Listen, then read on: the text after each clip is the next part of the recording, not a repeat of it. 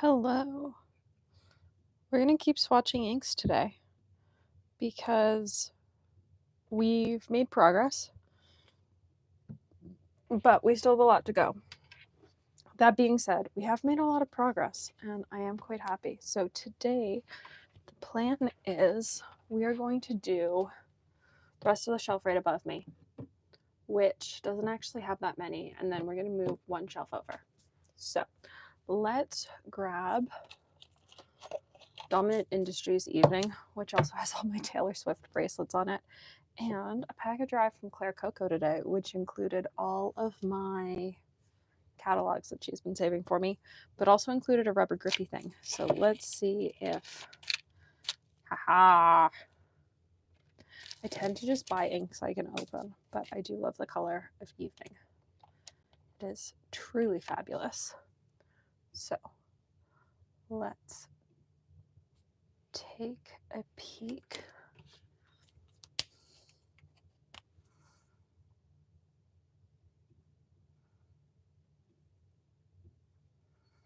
All right. I've got 2 cards. Let's not knock that over.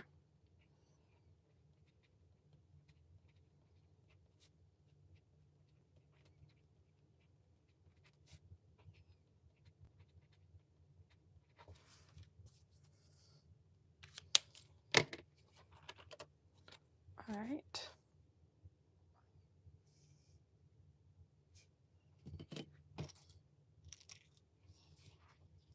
I love this color of purple. It's been a minute since I've had it in a pen, but we're sort of coming into the right time of year to ink it back up in a pen. So maybe it'll be in a pen in May. We're gonna put this lid back on all the way. This is normally one of those bottles that I get Mom to help me open because I just don't buy ink bottles now that I can't open without help. But I do really like this ink. So let's put the friendship bracelets back on it.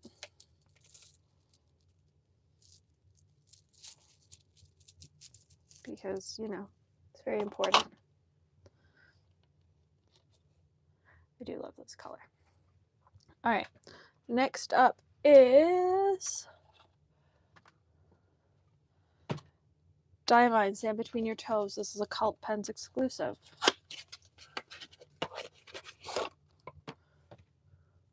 I've not actually placed a Cult Pens order, but one of my lovely subscribers sent this to me.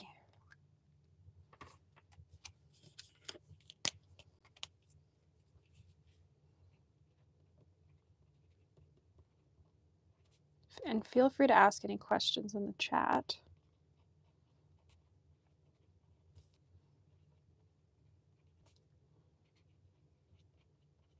Between toes. I love this ink color. It's so much fun. It's normally in my Golden Gratitude Esty, but that pen is currently being cleaned because I ran it dry. Such a pretty non-sparkly golden yellow color.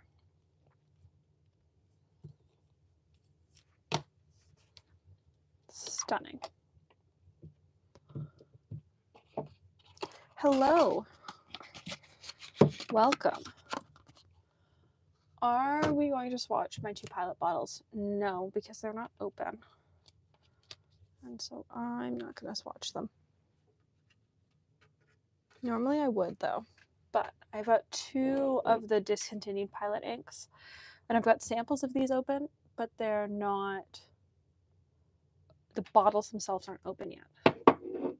All right, Conklin Denim Blue.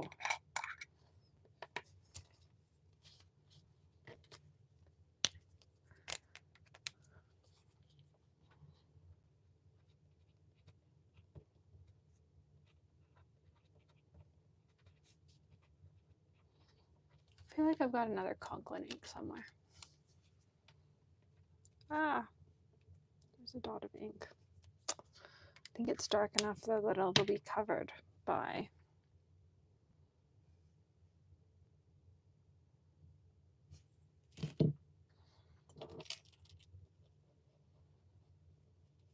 yeah, we're totally covered.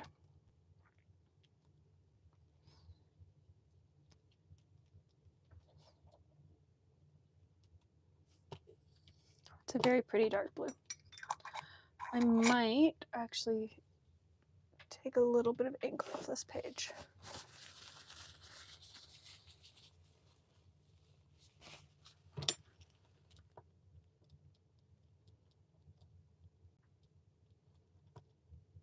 There.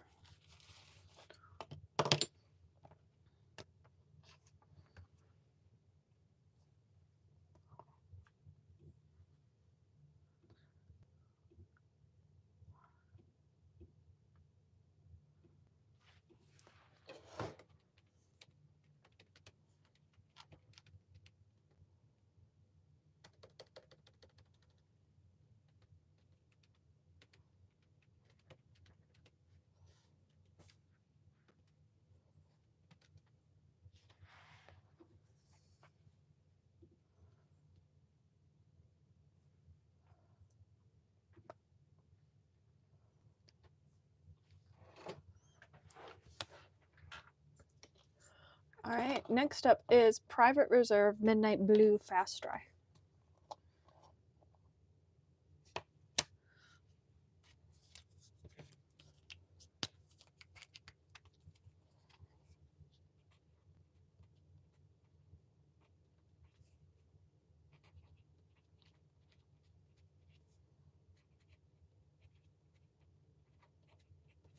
Blue.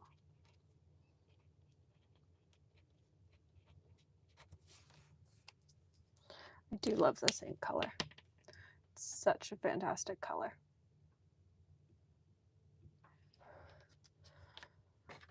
I hope they do more colors in this fast dry line.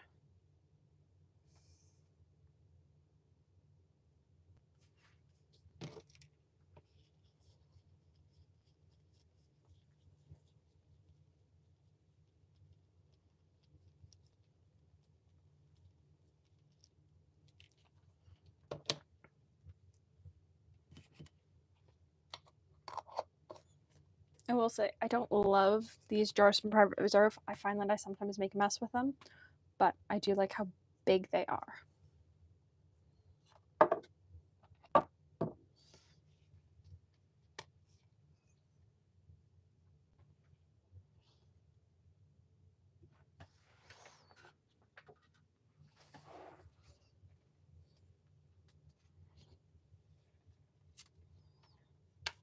All right, next we have 3 diamine inks.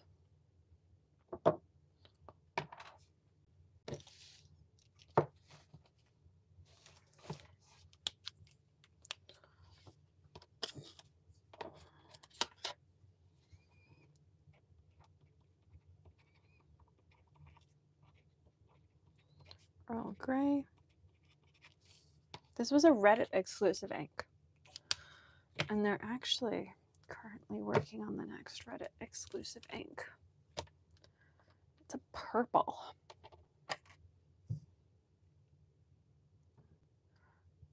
Or it's proposed to be a purple.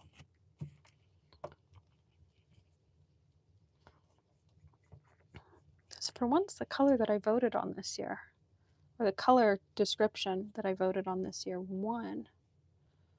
This ink does go on very green, and then it dries down to be much more gray.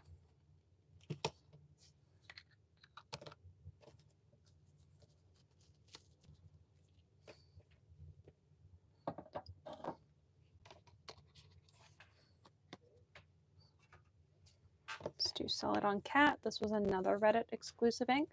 These might be the only 2 Reddit exclusive inks. I might have both of them. Hello.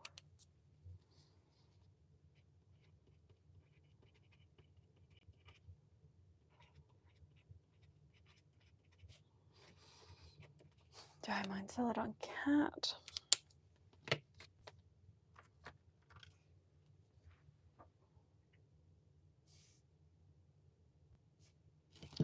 I use this ink in pens, but I also find it very similar to Storied Blue from Ferris Wheel Press. I tend to prefer Storied Blue. So I don't know. This bottle might get rehomed at some point. Or I might just put samples out of it at a pen event.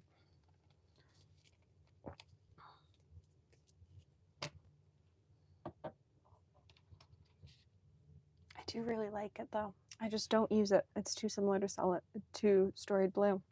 But they've also discontinued Storied Blue. So who knows, maybe I'll use it more now.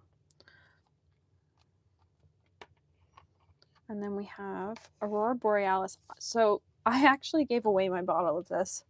And then I got a Leonardo from Stephen Brown that he was destashing from his pen collection. And then I reacquired a bottle of this because it is the perfect match for that pen. And so I now have another bottle of this ink that I don't really love, but it is the perfect match for that pen.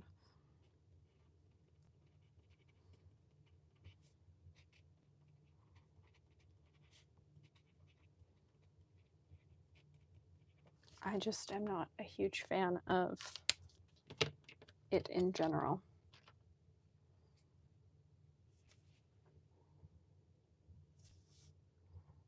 It's slightly more blue than I like my teals to be. So it's pretty though. I know lots of people that really like it. It's just never been my favorite teal in my collection. I'm generally going to pick a paler teal if I need a teal, or pick something that's got a little bit more green going on and a bit less phthalo.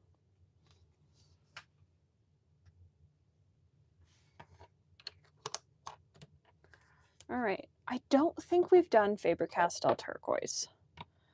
I think we've only done Diamine and Atolla from this shelf. I don't have any of the Tom Studio inks yet. They're on my list. They're slightly harder to find here in Canada, I find. I think Atlas stocks them though, so I might pick some up when I'm down for the Chicago Pen Show.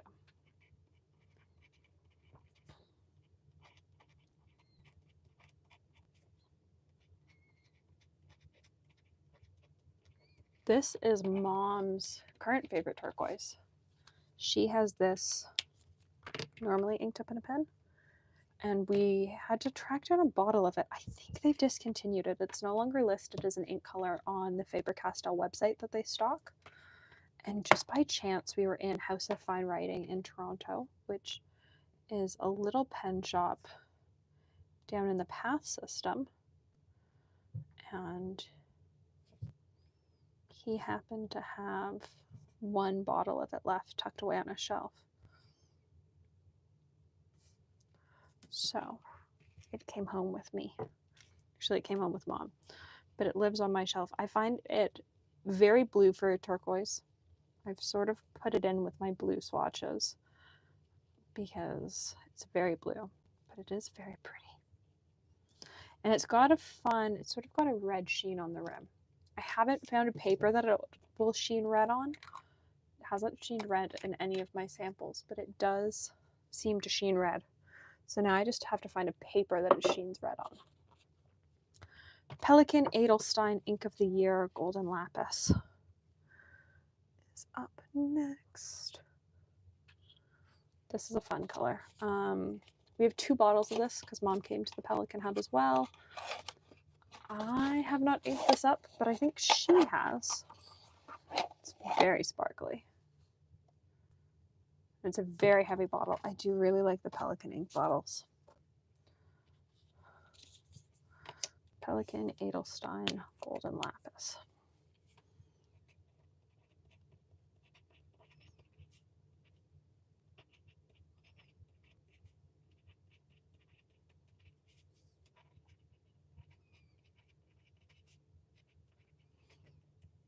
There are a few of these inks of the year that I'm interested in. I really want to try Golden Barrel, but I do not have it in my collection. And I also really want, I think it's Rose Quartz. I went with the pink pen. I have the pink pen. I will say this one's a real pain to mix up sometimes. I'm still shaking it, trying to get it to mix. There we go. I do like their lids though.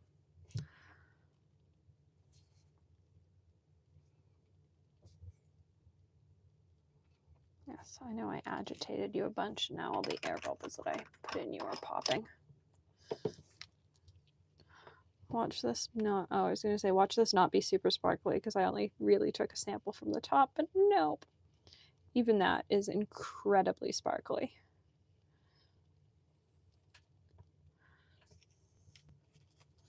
I'm just not... I wish I was a blue inks person, but I'm a muted blue inks person, and it's too ballpoint blue. But I have 2 bottles of it. Because they gave them for free at the Pelican Hub.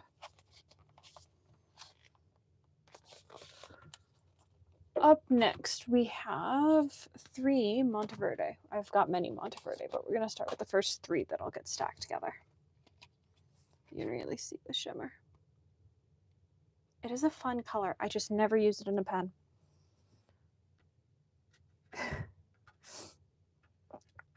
Honestly, like if it wasn't sparkly, it's just a blue ink. And that's my issue with it, is that I feel like it sort of falls flat.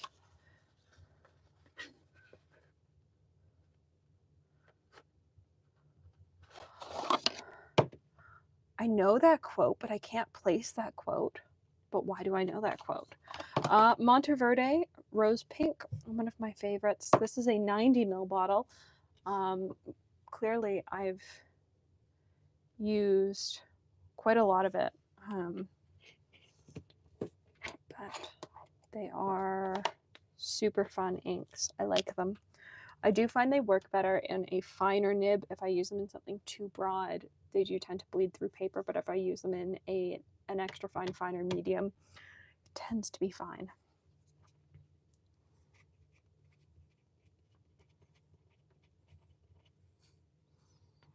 Rose pink.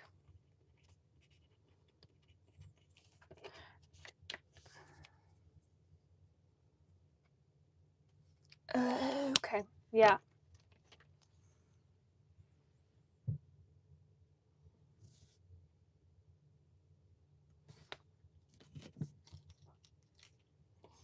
I love this pink. Ah, this thing's still covered in sparkle.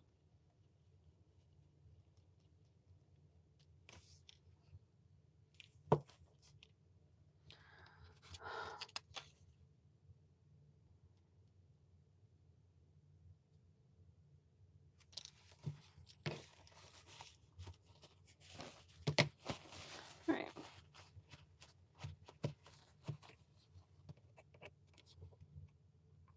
It doesn't look too sparkly, but I will say it is a little bit sparkly.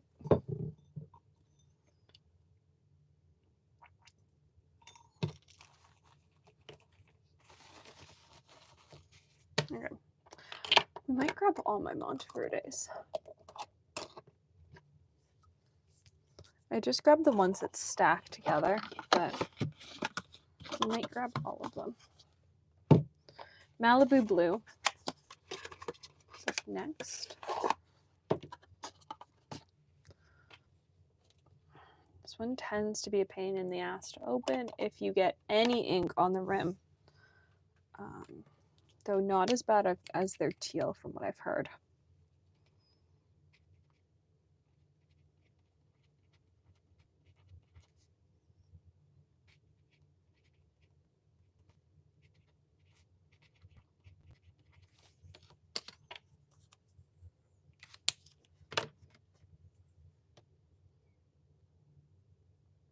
This blue is sort of basic, but I had a bunch of other colors from them. I sort of had a pretty set mixing set from them. I've got a yellow and stuff. And so I wanted a blue so that if I did want to mix, I could. And really I should have got a more cyan-y blue, but I got a very dark blue. And it's, I don't know. It sort of teeters the edge of ballpoint blue, but is also like slightly too purple to be ballpoint blue.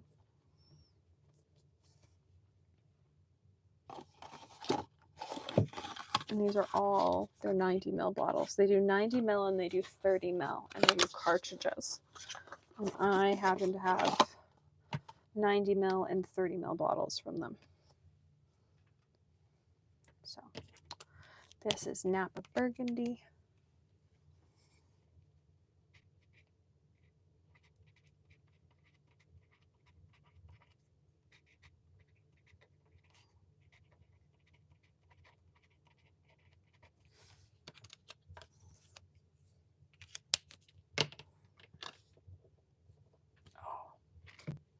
This one's gonna have ink on it, isn't it?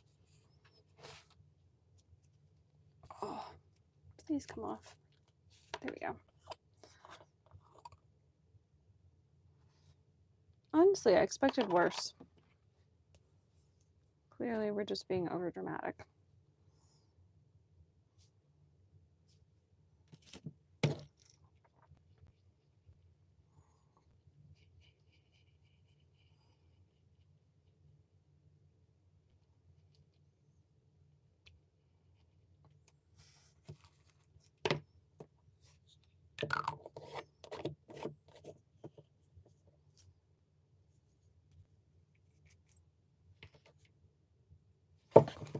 That doesn't look like it's on all the way. No, it is. Interesting. Doesn't sit flush with the glass frame.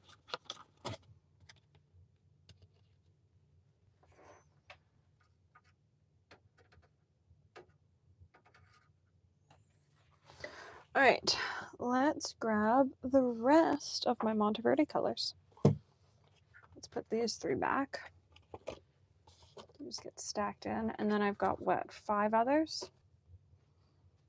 One of these, though, I don't think is going to swatch particularly well. Because, yes, an earlier video, because I finished what I needed to get done today. And so we're continuing to beetle along.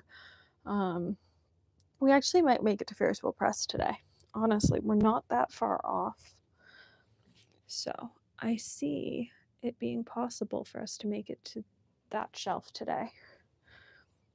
Really, my most annoying thing right now is that I can't find a hair elastic and my hair keeps falling out of my clip. But, oh, did we do the Colorverse inks? Did we skip Colorverse? I bet you we've skipped Colorverse. Because I don't remember swatching those Colorverse inks. Anyone remember if we've done a Colorverse yet? Or do I have to dig through the pile of swatches and figure out if we've done Colorverse?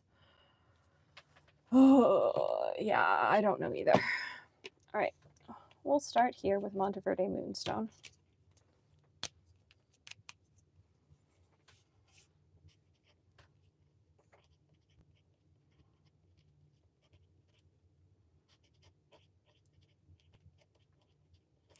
So I'm going to write all of these.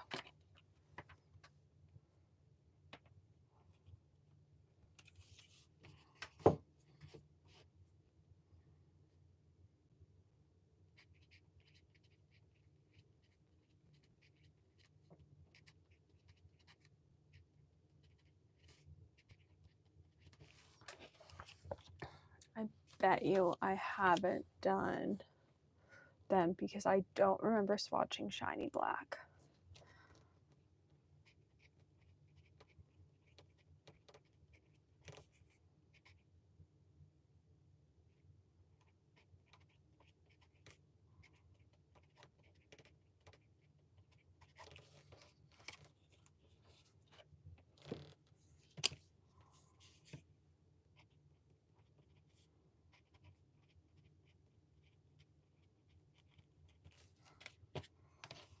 I think this ink is going to bleed all the way through the paper. Hello.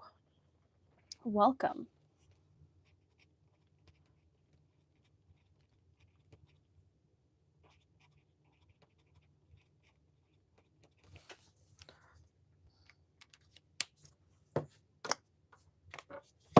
right, we're going to start with key lime because it's the palest color.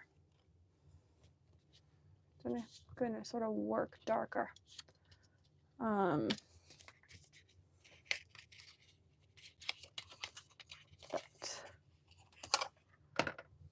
I do like key lime. Key lime is the reason I didn't get a bottle of Frivolous Lime from Ferris Wheel Press because I didn't think I needed both it and key lime. I'm sort of doubting that now, but I think it's too late now. Making progress. I can't remember though if I've swatched Colorverse or not. So I might have, once I finish these, I'm going to dig through the swatches unless somebody knows if I've swatched the Colorverse bottles or not. I know I did the Colorverse samples, but I don't think I did the Colorverse bottles. But we're about, there really aren't many bottles on this shelf.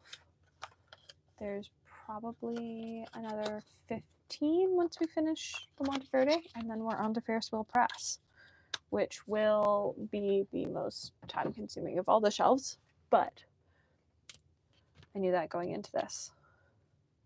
There's a lot of Ferris Wheel Press things from over the years.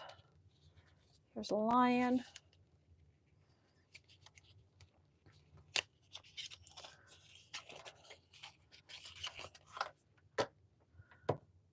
Ooh. All right. Because I don't have that many Colorverse bottles. Like, I remember doing the Mont Blancs on this shelf in front of me, but I don't remember doing Colorverse. And I can always quickly go through the swatches and see if I can find them. But let's swatch this on the correct side of the page.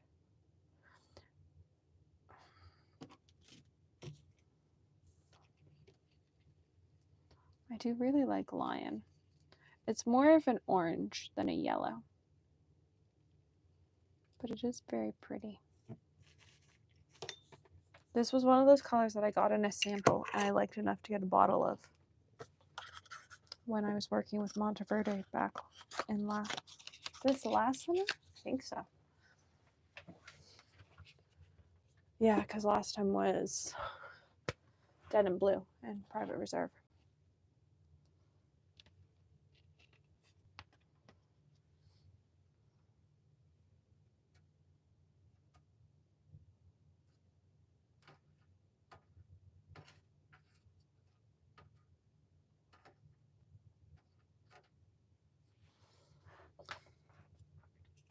Moonstone.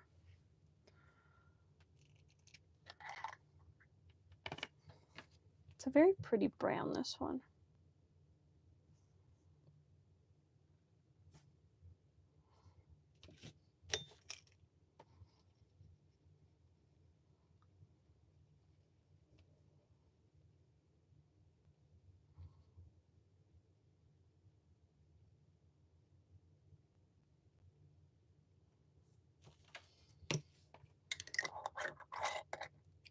One goes on top. I love Moonstone too. It's one of those colors I find that I don't put in a pen unless I'm really feeling it, but I will often use it in a dip pen. I just have trouble committing to having it in a pen. But I think it's going to be added to my late spring inked collection. I don't know. It feels very gardening. Mont Verde. So these current inks that I'm doing right now are all Mont Verde. And then the only other ink made by Mont Verde that I've got left is Conklin Dusty Rose. So I guess I could do that before we investigate if I did the swatches. Because Mont Verde, the company that makes Mont Verde inks, also makes Private Reserve inks and Conklin inks. They're all made by the same company. They're all also owned by Yafa. So they are all, I find them slightly different. The formulas are pretty similar, but I do really like the Private Reserve Fast Dry inks. And Conklin's like muted colors in the sort of vintage series they do.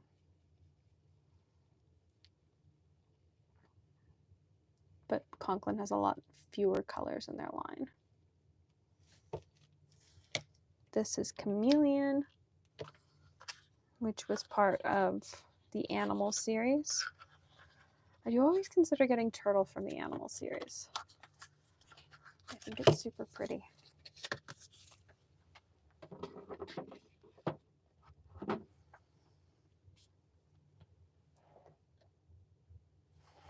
All right, finally we have the ink that I think is going to bleed.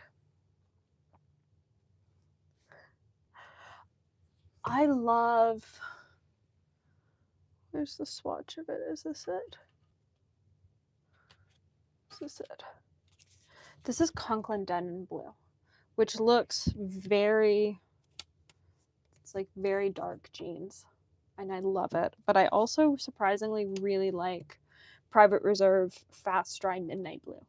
And I've currently got this in my Esty Cobalt with the mini stub. Great ink. Also, the Private Reserve ink remover for your hands lives in the bathroom. It's so good. I adore using it because it just gets that little bit of ink off your hands. Okay, we're going to do the Conklin one first, purely because this is going to make a mess, and I know that.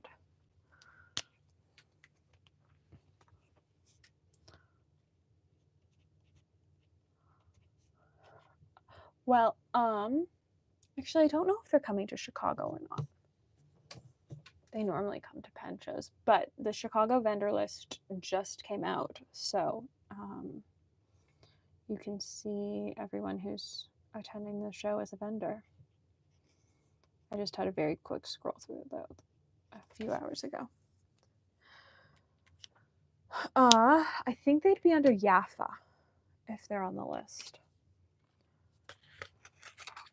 But they might not be on the list.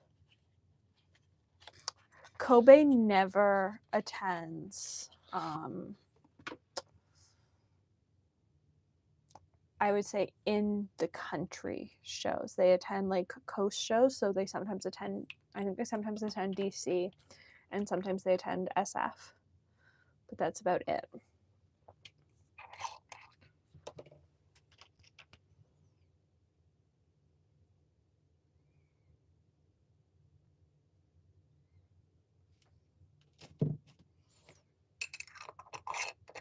Oh, I'm surprised. I am surprised.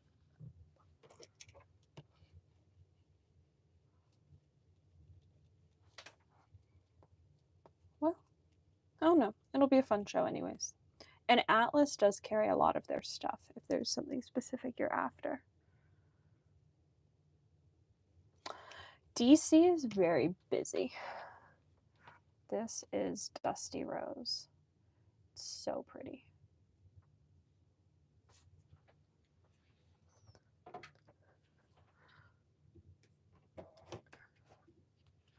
Finally, we have Lightning Black.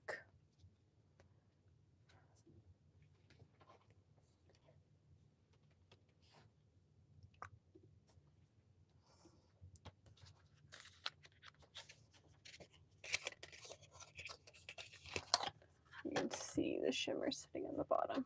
All right.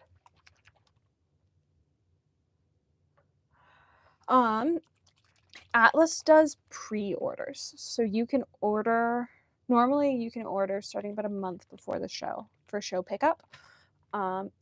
Also, Atlas has many tables. It's a complicated situation over at Atlas, but it should be good. It should be fun.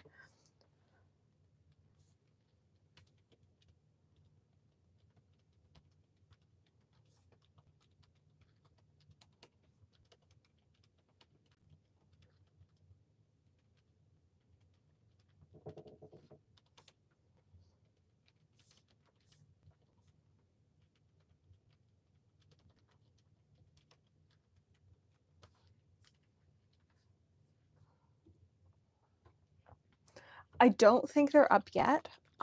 Normally they announce on Instagram or YouTube when you can start to place orders for pickup.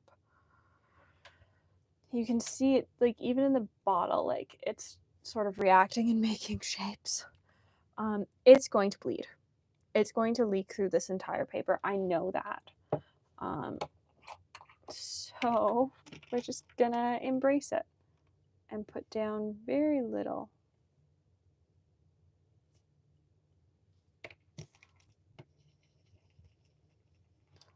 It's a super cool ink. It just... Oh, actually, we didn't bleed through yet.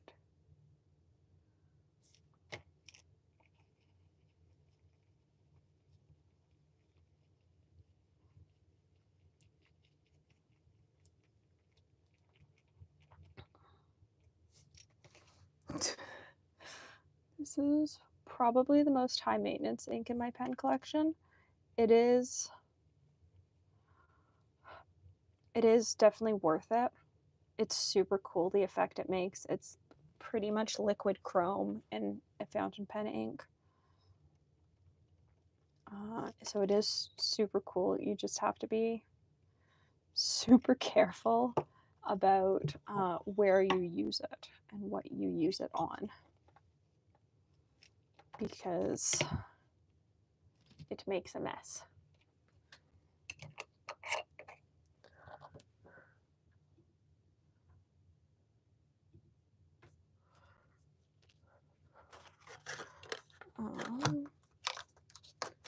I think for Ferris Wheel Press, we'll like start at the beginning of the rainbow and work our way through. I could have put lightning black on the top, which would make an absolute mess if it ever spilled. All right, Colorverse. Oh, we didn't. Oh, we bled through a little bit. We've got a little bit of splotching.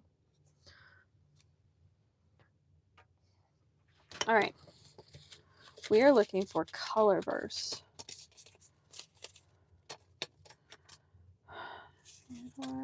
Sailor, Home Cleaner.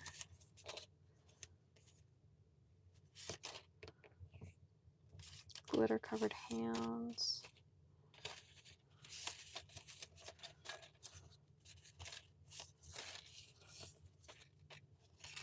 No, we haven't. All right.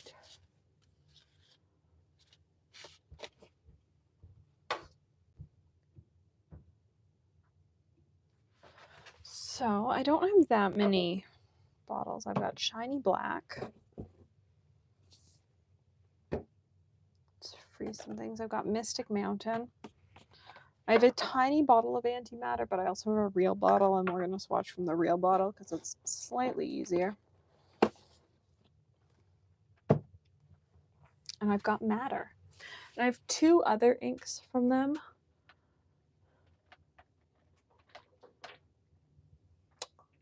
But I've sort of got them in my cull pile right now.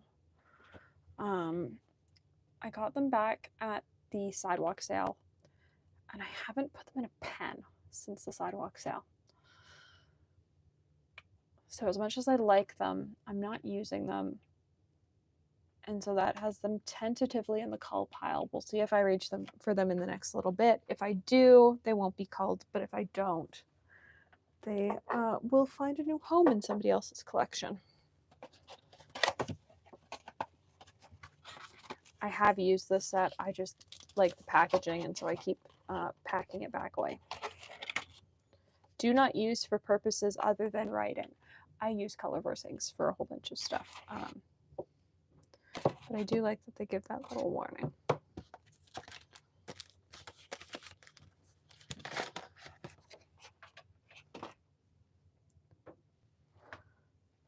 So we will start with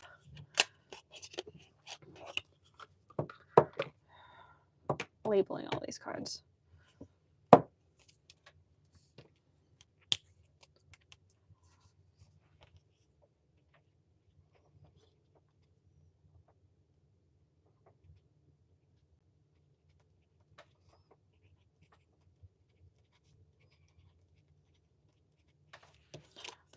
Colorverse Shiny Black.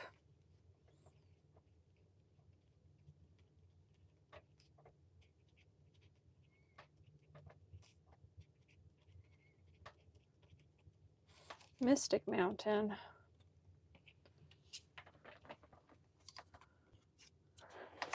I have such a Chicago wish list right now. It's a problem. It will be culled significantly between now and Chicago, but right now it is massive because why would I not have I sort of keep a running list, and then as we get closer and closer to shows, like I go through it and I cull things that maybe I'm not as interested in anymore off of it. So right now, the last show I was at was Scriptus in October, but the last like real show I was at was the Sidewalk Sale in August. So it's been a second. And because of that, my list has grown quite substantial. And I will slowly be culling it down to what seems reasonable for a pen show. Also based on like what my YouTube AdSense is for the next month, because that dictates my pen show budget.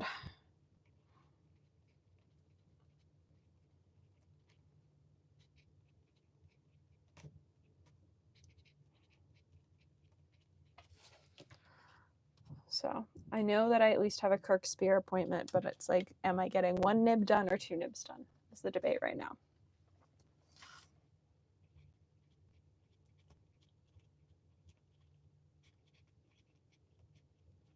Matter.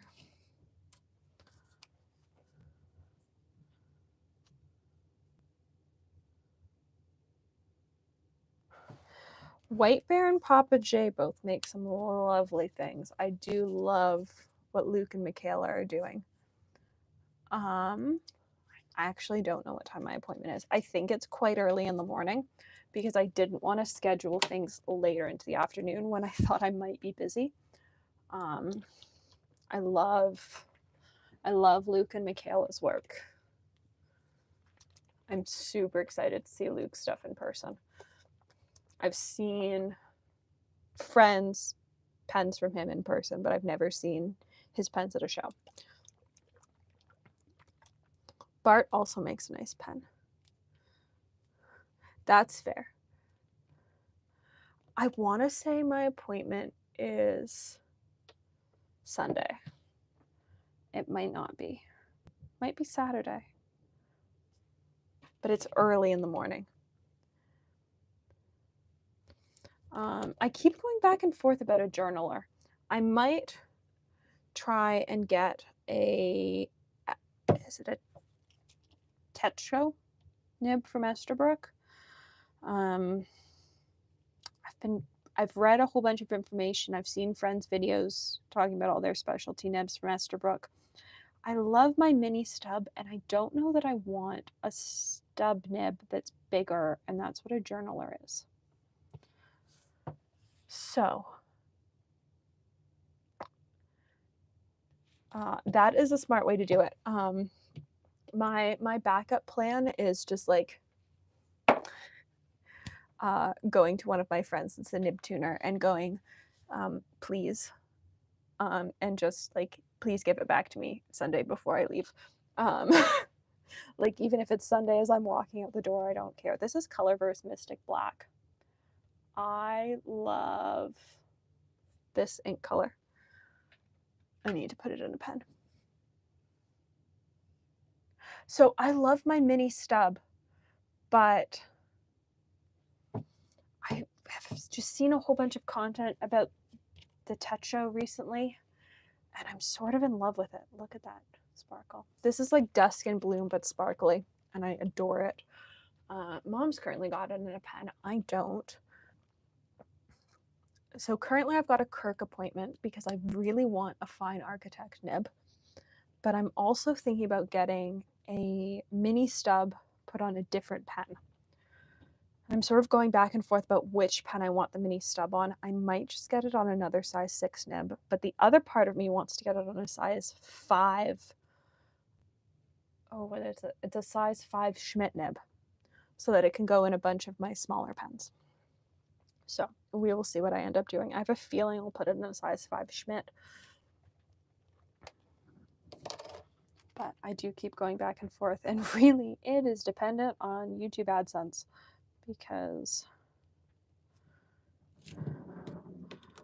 with the brain injury, I cannot work a normal job, and so my fun money is dependent on YouTube.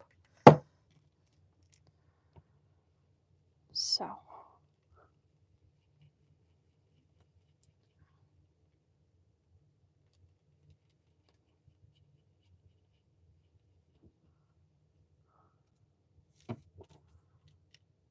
that looks very pretty.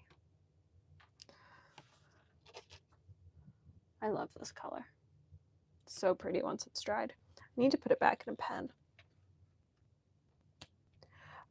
Yes, if you watch the entire ad, I get paid. And I know YouTube's been running some appallingly long ads lately. But unless people watch the entire ad, YouTube doesn't pay creators, which is sort of really frustrating.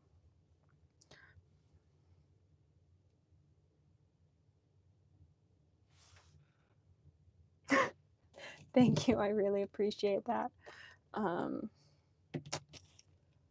Let's try and get the shimmer cleaned off of this.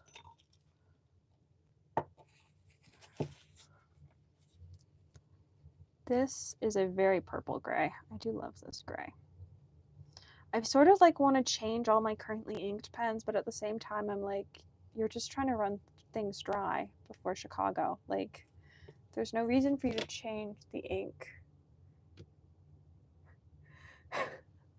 I do the same thing for like people like Lori's videos. I will just mute it and walk away. Though I got an ad yesterday on Lori's video that was over an hour. And so I started it. I put a timer on my phone. And then I like wandered away. There's the Chicago Pen Show in May. Yes, pens need to be emptied and cleaned before you have nib work done. Yeah. Yes, so it's the Chicago Pen Show from May 1st through 4th. Though I think a lot of people are arriving on the Wednesday. I am this year, and really the Sunday of the show's normally closed by like 1 o'clock. So really it's a Thursday, Friday, Saturday show. But it is super fun. I am very excited to be going back this year. And if you were over on Instagram this week,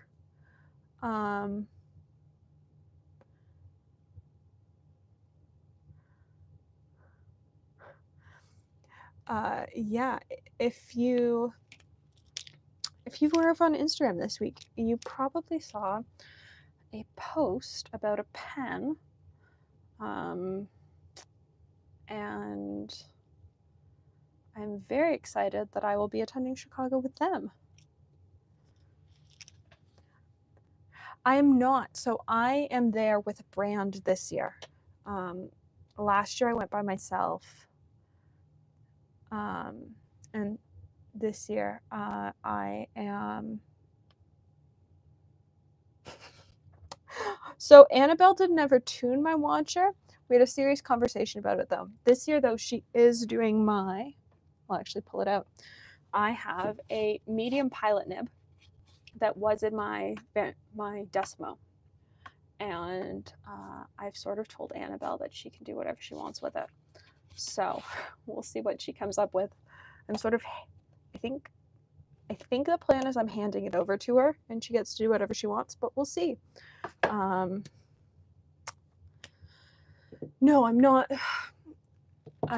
It'll be fun. Yes. So Bailey, if you go back a year in lives or just search it, I believe there's a video called Swatching Every Ink on the Chicago Pen Show Table, because last year I spent 4 hours live swatching every ink on the table. And it was a glorious time. but you can go back and see the video. So I suspect there'll be a couple changes to the table this year, but they did have a lot of fun limited edition inks that are long gone on the table last year, and it was so much fun. Yes, it was a very me thing to do. It was super fun, and very like geeky and nerdy and totally not needed, but a great time was had. All right, I'm gonna ditch some of these swatches onto the table because I'm out of space. Ooh, what do you think about getting tuned by Custom Nib Studio? Because, you know, I need more nib ideas. It's not like I don't have a list of 25 things that I want done and a very small budget for nib work.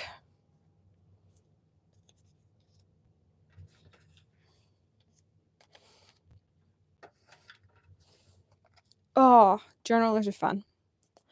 My issue with a journaler, I think, is that I like them when I try other people's. I don't know that I would like it as much as my mini stub day to day. A mini stub is about as stubby as I want day to day. All right, Mont Verde Black Lightning. This is how it dried. So it's a little bit splotchy and ghosty on the other side of the page, and this is a thick page, which is my issue. I just can't find a paper to use it on, but it is super fun. It is like liquid chrome in a pen, and you know, if you're daring enough to put it in a fountain pen, which I have done, it looks super cool. I put it in an Omniflex pen, and it was lovely. Probably not recommended, but actually no, that's the pen the ink came with, so it was a great time. Ooh. Oh. So I'm getting Kirk to do a fine architect for me. That is my Kirk project this year. Though I might get him to do another mini stub, but on a size 5 nib.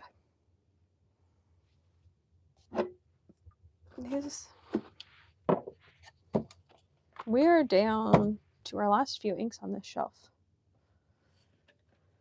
He does. So Bailey, if you go to Kirk's site, there's a section called like nib grinds, and it will also show you like the minimum nib size for each nib grind.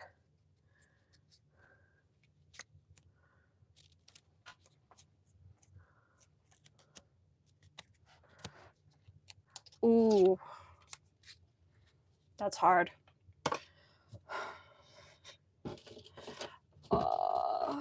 I don't know. I don't have either, but I like both. I've tested both of his. I've played with them both at pen shows, and I like both a lot. So I think you go to the show and like, so what I do is I bring a pen that takes a size 6 nib that's clean. And I bring a much larger nib selection than how many nibs I think I'll get tuned. So I will probably only get a fine nib done into an architect, but I'll have a fine, a medium, and a broad on me, and I'll actually probably have 2 fines just in case. But I'll only have one size 6 pen, or a pen that takes a size 6 Yovo, so that I'm just dealing with putting nibs into one pen. That's how I like to operate at a pen show, as I have many nibs in a single pen.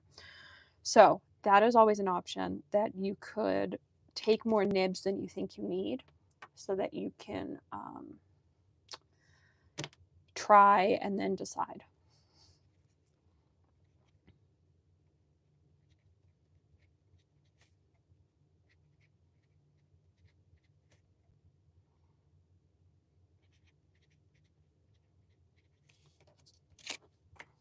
I'm gonna label all of these.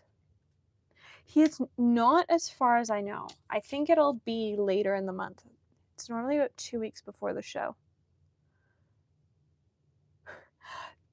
So that's where I am. Like, I've got a huge list of nib work, and I will cull it a little bit before the show, but I really won't cull it probably until the Thursday of the show or the Wednesday before the show, purely because the Wednesday I'm going to be able to try out Friends pens, and I'll be able to get a feel for potentially some other custom grinds.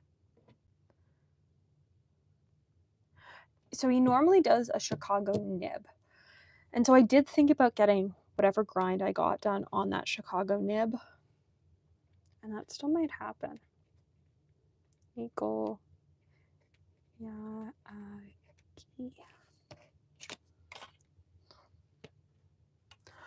I believe last year it had a hot dog on it. I also think it sold out very early in the show. I want to say it was gone by like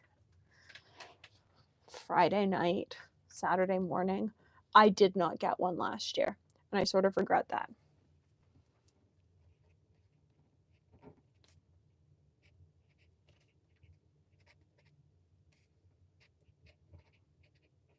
Haha. It is engraved.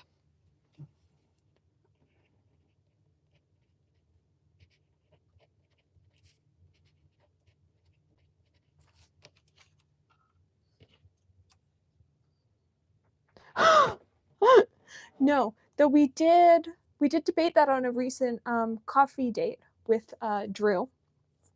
What food item could be a pen? I believe we decided that pepperettes, mini pepperettes, you could probably hollow one out, stick a cartridge in one, and then it would work.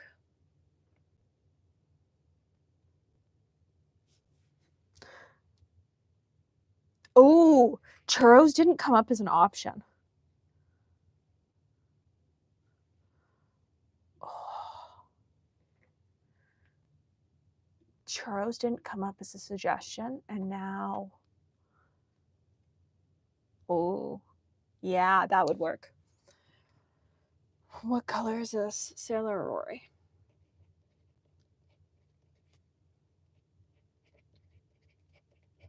I have to say, this was one of my favorite finds last year. Somebody had a whole bunch of dead stock Sailor inks. This was the only one I picked up because I didn't really know what the Gentle series was, and I deeply regret that. I'm really sad that I didn't buy a whole bunch of the dead stock Sailor inks that were there last year. So we'll see if they're back this year.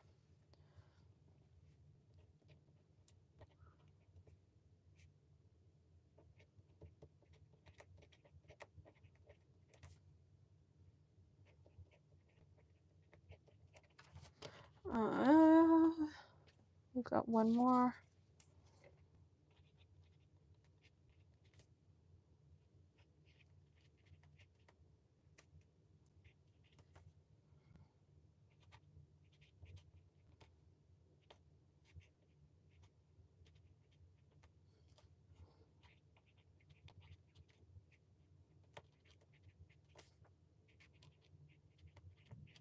I always think this is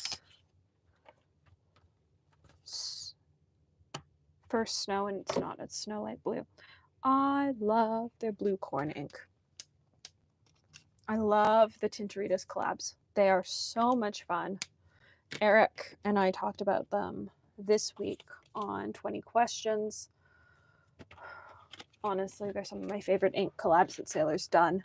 I love Tortilla. What is the orange ink? It is Sailor Sakura from the Manyo series, which is sort of harder to find right now for whatever reason. And I've used a bit of my bottle, but it's super fun.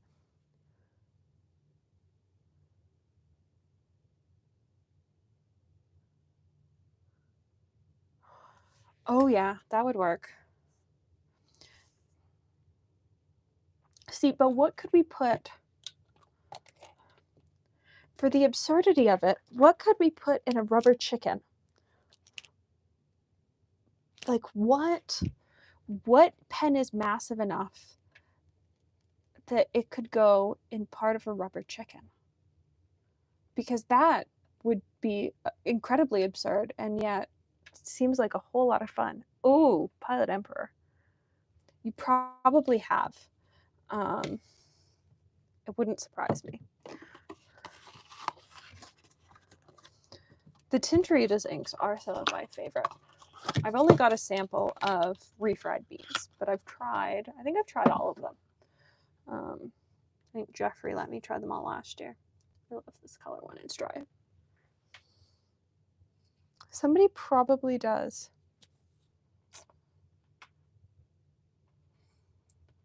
Nekoyani.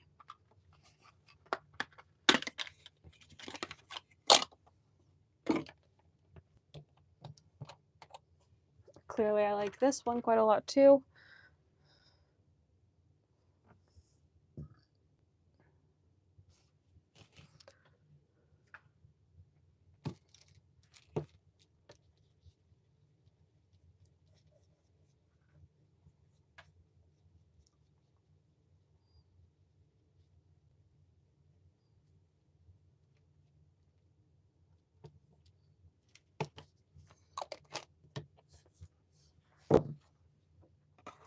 I love it too. It was one of the first Sailor Manual inks I fell in love with.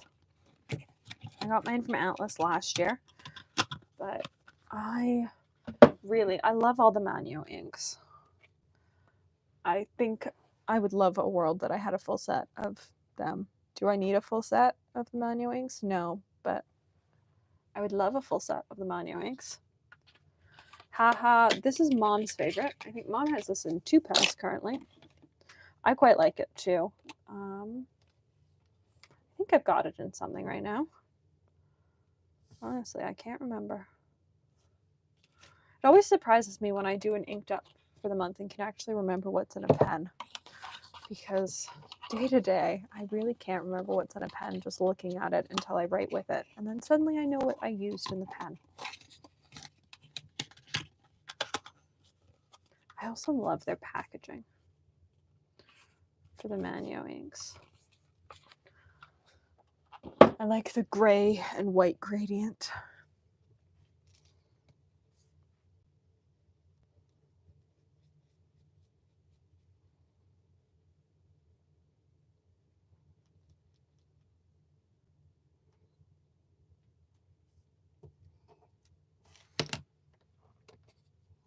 So this one will dry and be sort of like greeny, purpley pink. Mom quite likes it.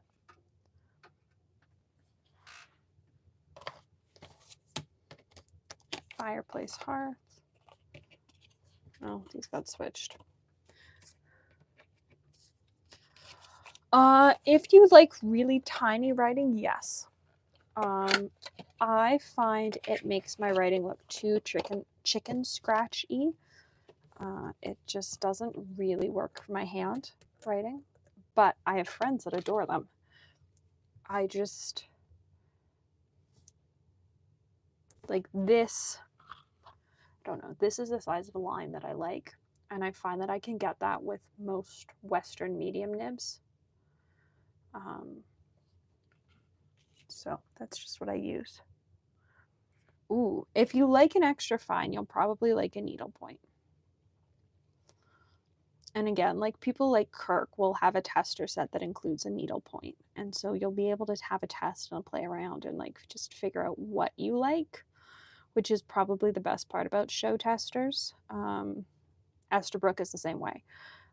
Until I had their specialty grinds in my hand, I really wasn't sure what I liked.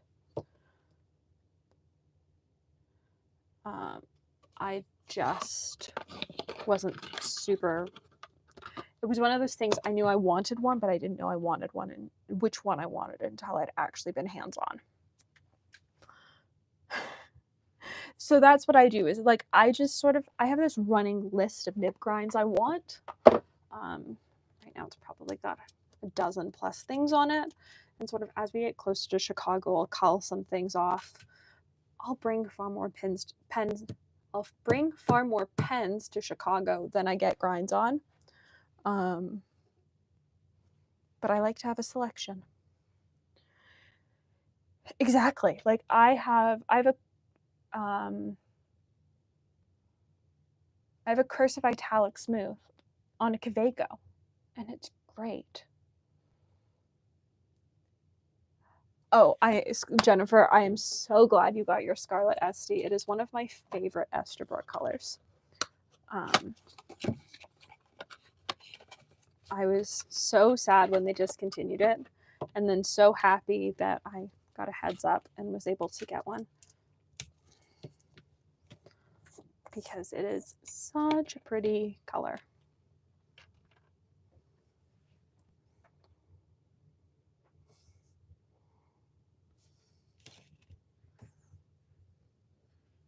And it's not a flat red. That's what I like about it. It's got other things going on with it. I think Esterbrook does a really great job of that with the materials they use, is that even things like the JR Capri and the J Capri, like those could be really flat, and they're not, because the material just has so much depth to them. That being said, I do have an absolutely stunning pen that just landed on my desk from Navaler, and it is just black. It is black, black, black. Every bit of it is black, including the nib. And there's something really nice about this as well. So like, I am a fan of dark colored pens as well. And this one's got a nice weight to it.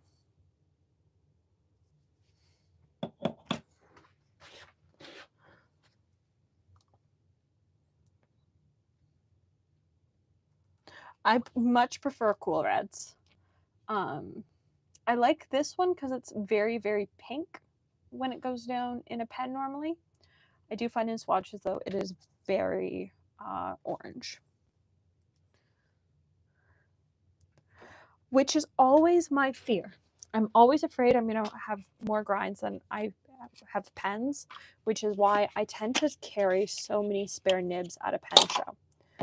Because it's really easy to pop a nib into a pen versus carrying a whole bunch of pens, I find. And so I'm just always carrying a whole bunch of carrying a whole bunch of nibs in my pencil case. And I did recently order something really cool from Goldspot. That is an ink sample container. It's a leather case that holds 8 ink sample vials. I forget who makes them. They've just gone out of business. I believe he did. But I feel like they were more expensive from him than like anyone else. I feel like nibs from him started at like $50. And so it was cheaper for me to buy nibs from somebody like Esterbrook before the sale or Goldspot before the sale and bring them with me. But like as an emergency thing, like they were available if you had something you really wanted done and you didn't have a nib on you. Yeah, I feel like they were really expensive from him last year. Though he did have some cool, sort of more unique things.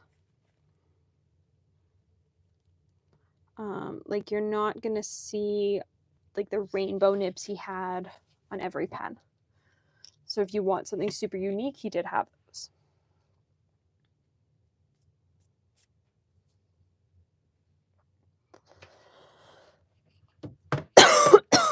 Sorry, it's allergy season.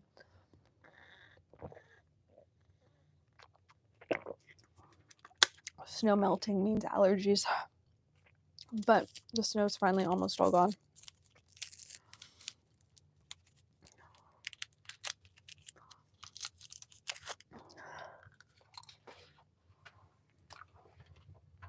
All right, this goes away. The final 5.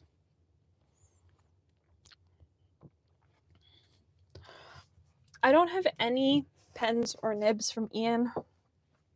I do love Ian though. He is lovely. I've tried many of his pens and nibs. I have friends that absolutely adore their stuff from him. It's just currently out of my budget.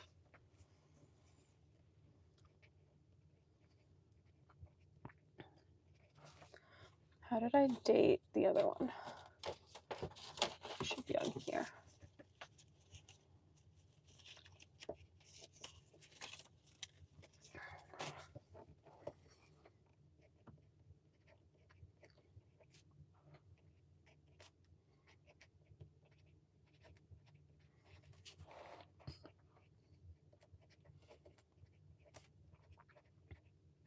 Three.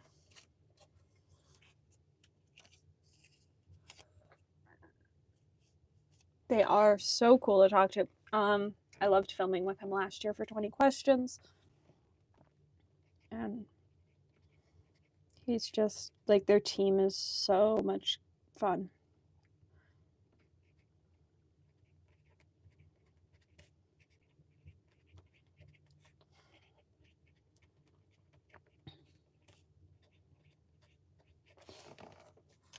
Once we're done this shelf, we are on to Ferris Wheel Press, which is a massive shelf.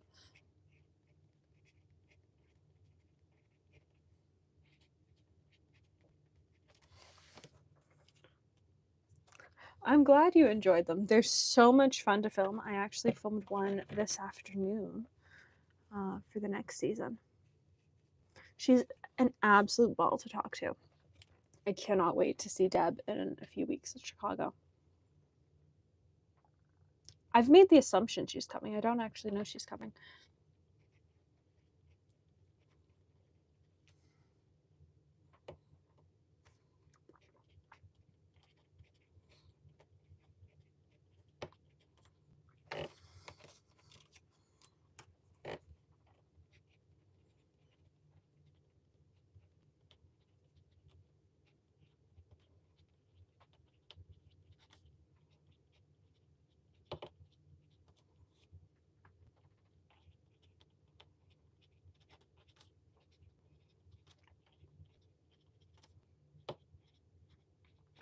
Colorverse is doing this year's Chicago 2024 ink, or 2025 ink. Deb's was super fun. It was it the conclusion of that season? It's in the Chicago Pen Show 20 questions playlist. I know that much. Because then when I answered the questions, she was the one that asked me the questions.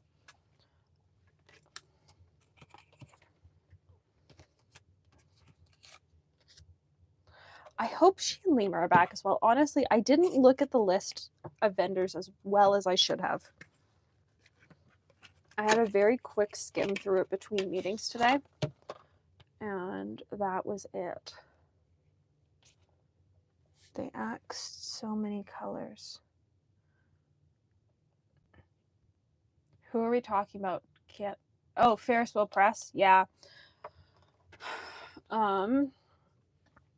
I am too, because they got rid of most of my favorites. I love this ink. I don't know where my UV flashlight is. This ink does glow under black light. And it even, like, the spot here sort of looks like it's glowing in real life. Super fun. I normally have this inked up in my Kaweco highlighter, but it's currently uninked. I use this for underlining a lot.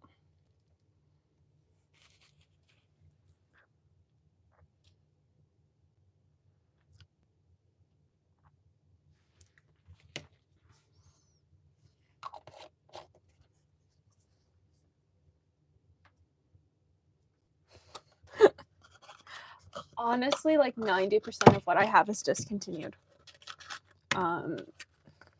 Which is, like, as somebody that, like, sort of works with them as part of the Jubilee program, really hard, because, like, people keep going, oh, where can I buy that ink? And I keep having to go, it's not around anymore. And then I also, like, have a stockpile of things that I like. I have two bottles of Madame Mulberry, another bottle of Grape Ice Pop, another bottle of Stroke of Midnight, and 2 85ml bottles of Dusk and Bloom. Like, it's so ridiculous. But here we are. Oh, believe me, like, Bailey, it frustrates me too, because, like, I want you guys to be able to get what I'm using, but they discontinued so many colors that I can't, if I don't use them, I'm not using a huge percentage of my ink collection. And so I'm sort of stuck.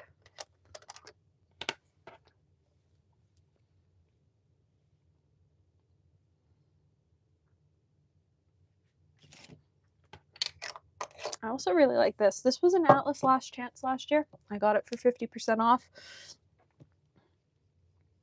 And I think I paid like $6 for it. And it's great. It's a super hot pink. Diplomat inks are made by Octopus, and so I already knew I liked them. So Van Ness had the full list for a while. I don't know if it's still up. Then Ferris Wheel Press had the list up because they were all in, I forgot what it's called. It's not called Final Call on their site. It's called something else.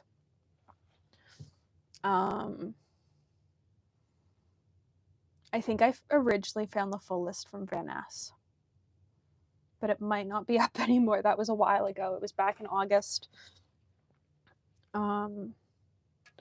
Really anything, Farewell Collection. There is some stuff that was discontinued though that didn't go into Farewell Collection because they were already sold out. And so there was no point.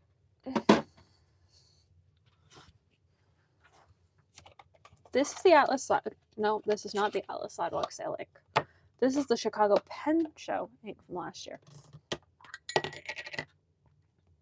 And I don't love the Andrellium bottles, purely because I find that when they're full, I make a giant mess opening them.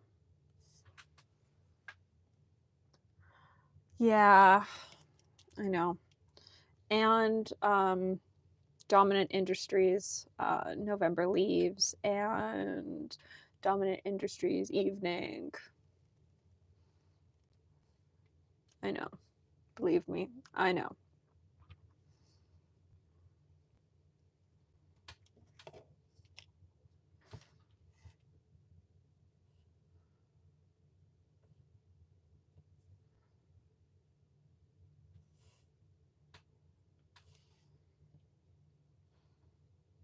Mom's currently got this inked up in a pen. I don't know that I do. Oh, I don't, but she does. She's got this in one of her Kavekos.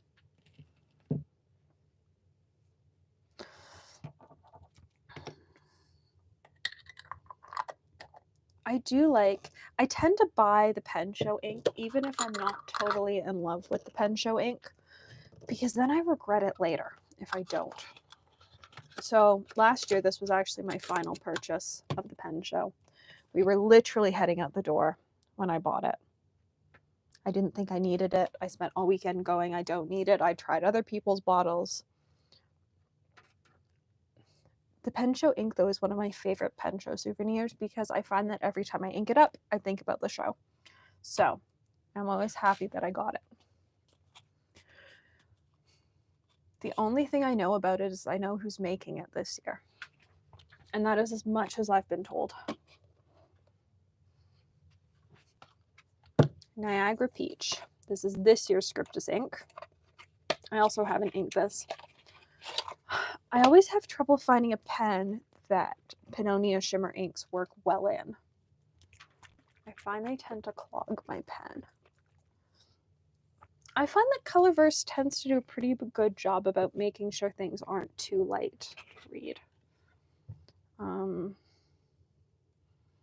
That isn't generally my concern with Colorverse. Normally my concern with Colorverse is things being slightly oversaturated and them bleeding through my paper or ghosting. Congratulations. I have emptied. I think I've emptied a bottle of plated gold tresses, but I think that's my only empty ink bottle. I've got a couple that are almost empty right now.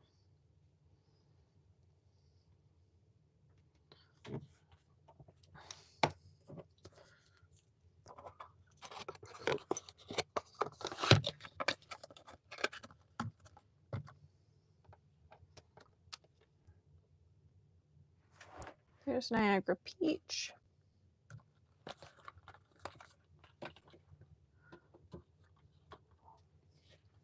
And this year's script, or last year's script is ink. And then we're on to Ferris Wheel Press. Should we start with fairy tales or should we do everyday inks? I'll leave it up to you.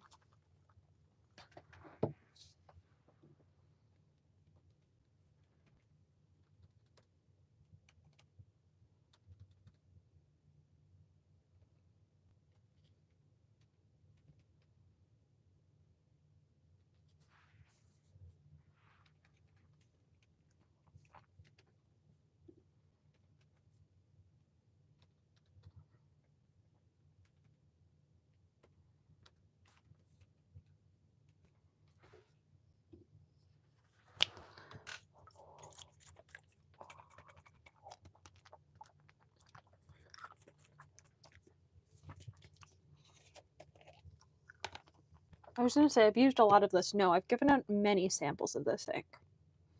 I've only inked this up in a pen once. I've given out many, many samples of this.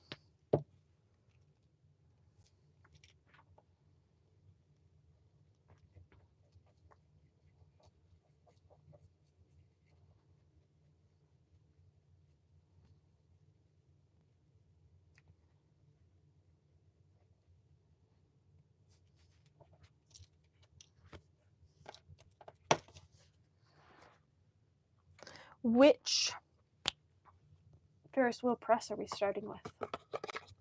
Are we starting with fairy tales or are we doing every day?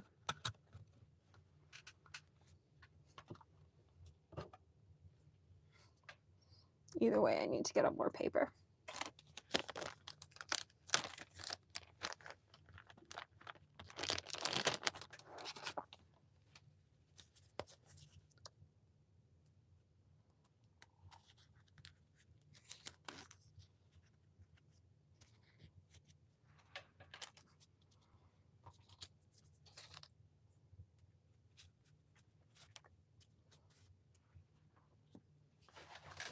All right. We're going to tuck over the dry things onto my table. And then I will grab inks down. Oh, looks like Fairy Tales is winning.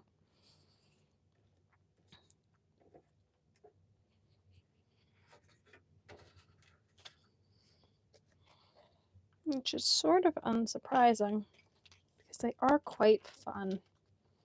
And I feel like people own less of them. Like, I only own as many as I do because they sent them out as Jubilee inks for a while. Though I feel like it's been a while since I've gotten a new Fairy Tale ink. Oh no, I got one last month. Scratch that. I got Granite last month.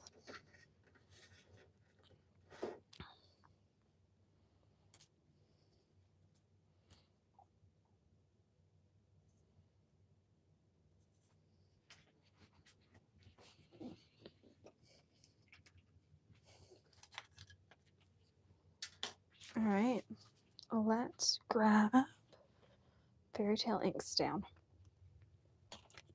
How many do I have? I don't actually have all that many. Oh, I do.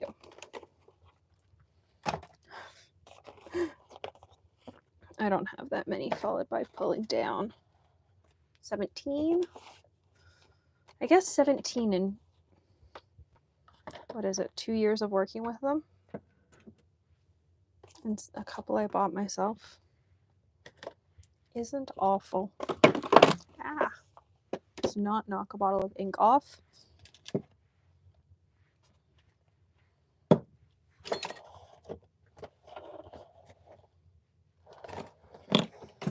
Ah. Let's stop knocking things over. might be a big ask, but I'd like to stop knocking things over. All right. We're actually going to start at the back and work our way forward so that I can restack them.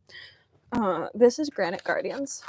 This is the newest Fairy Tales ink that just came out recently.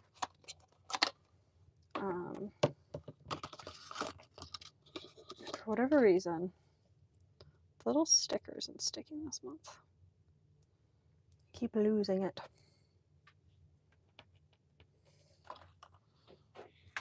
We might just label a whole bunch of these Ferris Wheel Press Fairy Tales.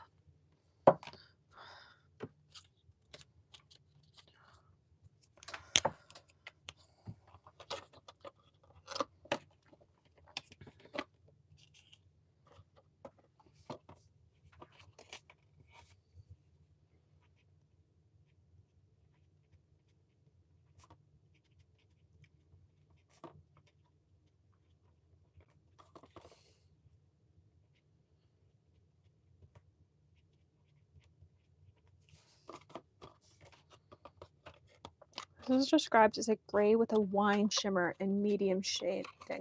It does look very pretty.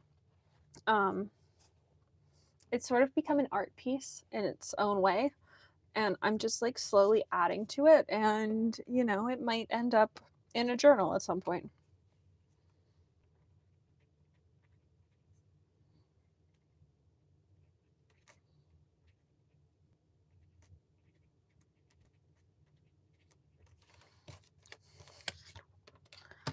Granite Guardians is our first and the most recent piece from the Fairy Tales collection.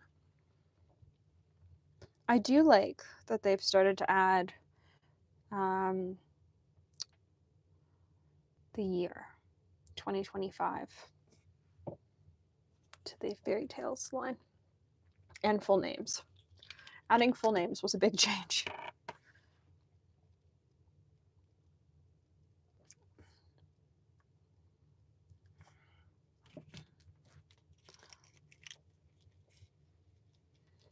And I haven't used this in a pen yet, but I have used it with a dip pen, and it is very pretty.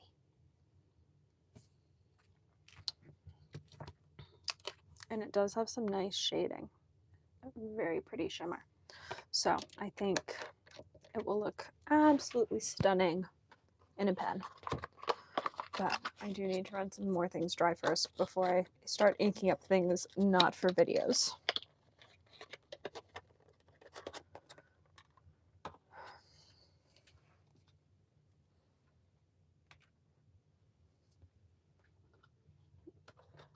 Age of Aurum.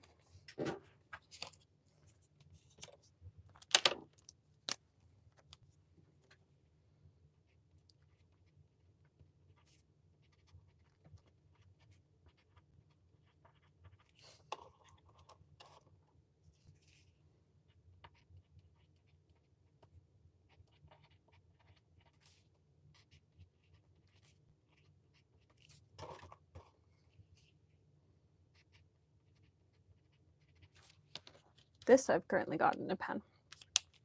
It is currently in my...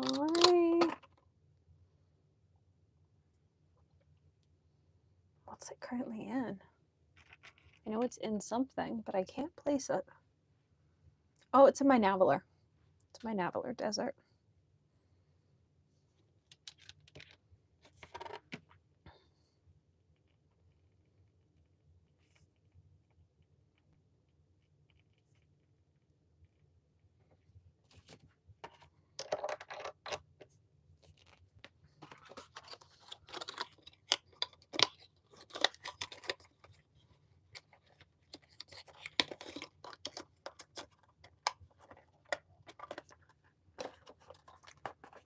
As we start to pile them up on the ground.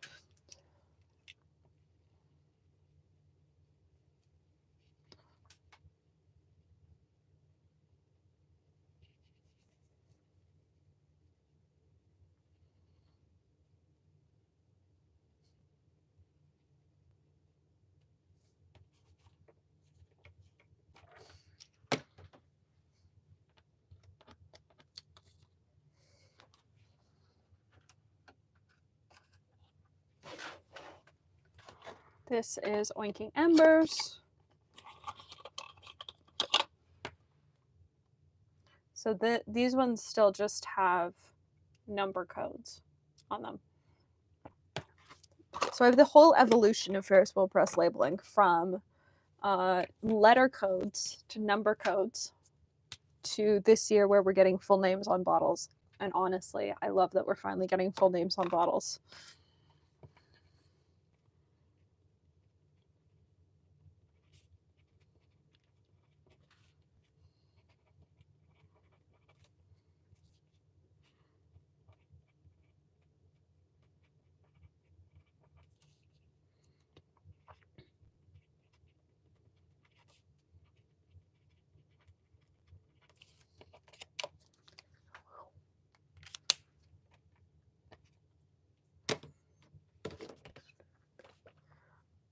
I think we're just going to finish with the fairy tales and then we're going to end it for now.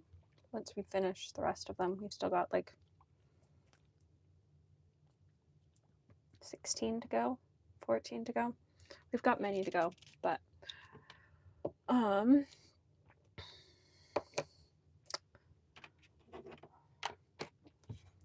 we've got dinner and stuff tonight, and so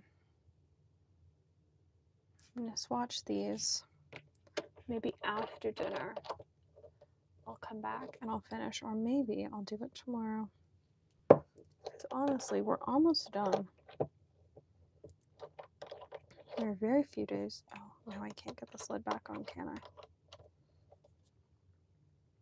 That lid's not on properly. All right, let's move this around because I let it sit for a bit too long and we've got spots. But I think the rubber gasket has fallen out, and so it's not sitting evenly.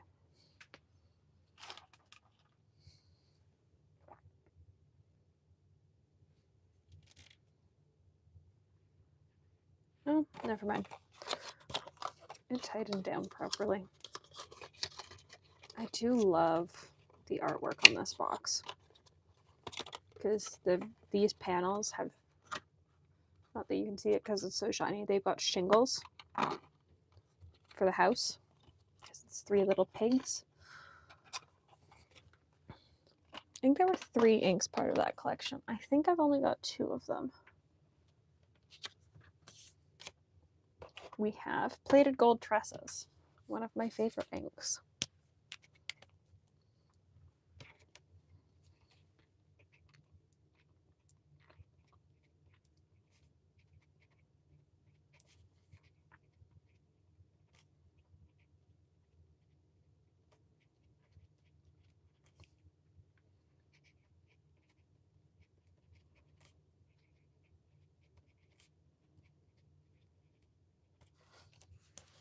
A Plated Gold Tress. For like the first year this ink was out, I thought it was Plated Gold Trees. Ah, and it's an old label. PGT.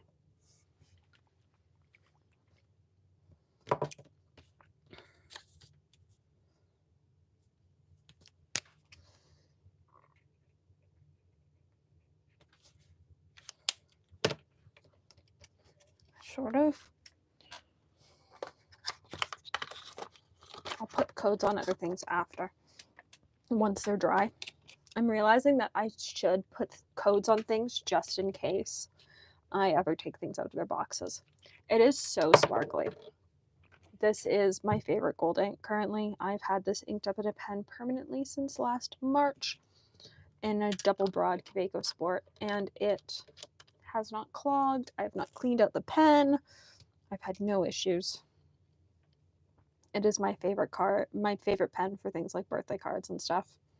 And I just love having a sparkly pen in my purse because you never know when you're going to need that little bit of sparkle on something. And I find that a sparkly gold is very versatile.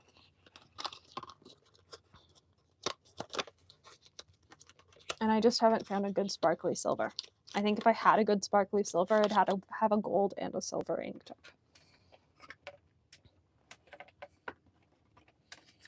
But I only have a gold right now.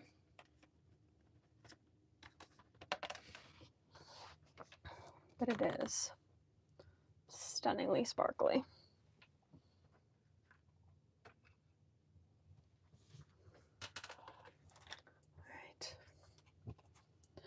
Ambrosia Indulgence. I want to say this came out around Christmas time this year, or maybe it was their Christmas ink this year.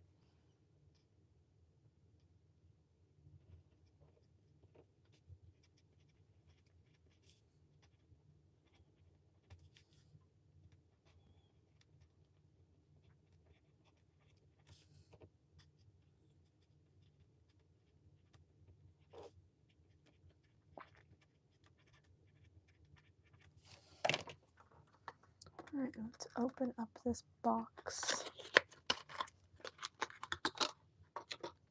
Oh, it's lost its sticker.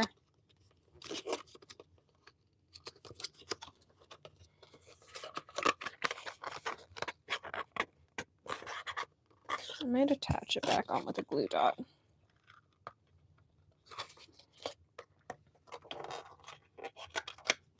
Hello, Wendy Sue. Haha.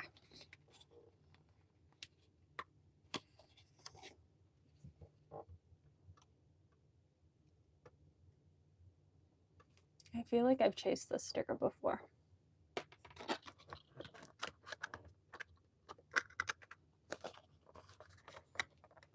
Oh, these boxes never want to go back together. Ever. Whatever. All right. Ambrosia Indulgence. Actually has a name on the bottom of it, so it doesn't need anything else.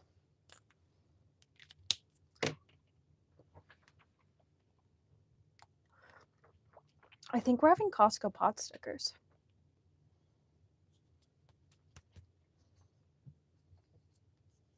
I think we're having Costco pot stickers. But I'm on deck for dinner tonight, which is why we're going to cut this short once I finish swatching the fairy tales.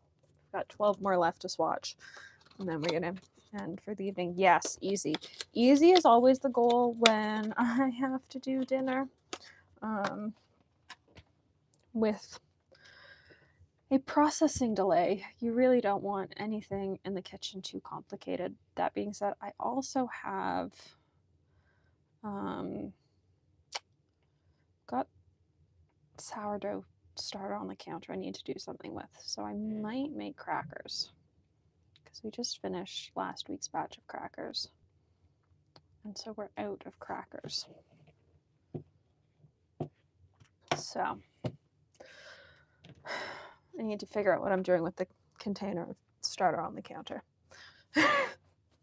But crackers are easy. Like, I can stick a pan in the oven while I do other things. Like, I can be editing in the kitchen.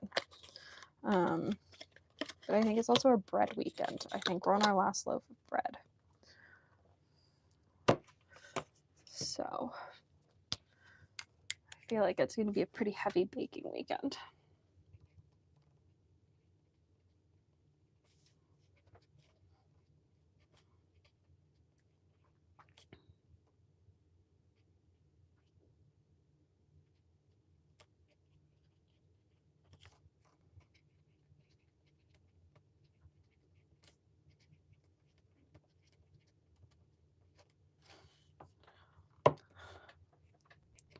FT2401. So this was 2024 January's color. Ah, sourdough focaccia is like one of my favorite things to make. But we are very much a sandwich bread family. And so I seem to find myself making a lot of sourdough sandwich bread. And then on occasion, I'll make an artisanal or a boule. But I really like, we're very much sandwich bread person or people in this house. And so I tend to just make sandwich bread and crackers. We go through a lot of crackers in this house. Though right now we've had, what have our recent flavors of crackers been? I feel like we've done a lot recently, crackers wise. We've done like cheese crackers, so sourdough Cheez-Its. We've done herb and garlic. We've done rosemary and thyme. And we've done chili and cheddar.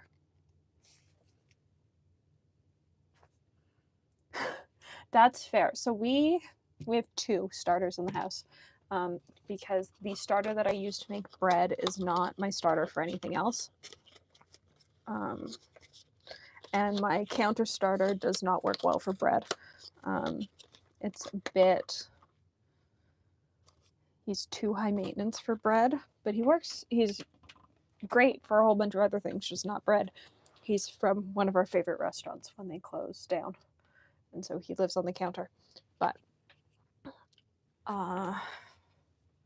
our bread starter, Mom got 7 or 8 years ago. And when this one's missing a sticker as well. These are all going to be applied with glue dots at a later time. And he had already been in somebody's kitchen for like 25 years before that. So Victor's fairly low maintenance, which is great, except that when I do things like make a bunch of crackers or we want to do pizza crusts and stuff, he works less well. He is less happy about being pulled from the fridge and randomly fed. Whereas Matt, the counter starter, is totally happy to be fed a very tiny amount every day. I do not feed at a proper ratio and just sort of survive on the counter. So that is our current collection of sourdough starters, which is sort of insane. We currently have 2, but it's working. And it means that I can do things like crackers and do bread.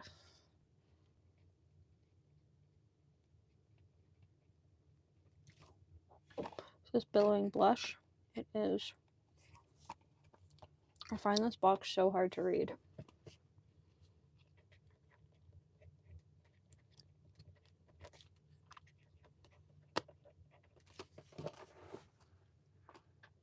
FT.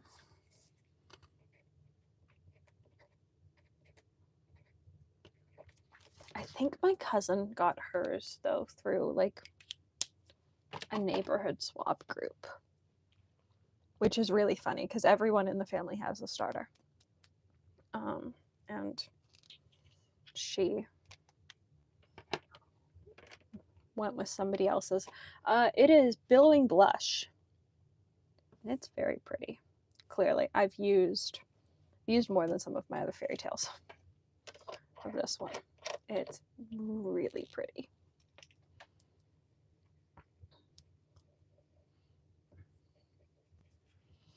This is very pale pink, but it's got a shimmer that color shifts from green to pink.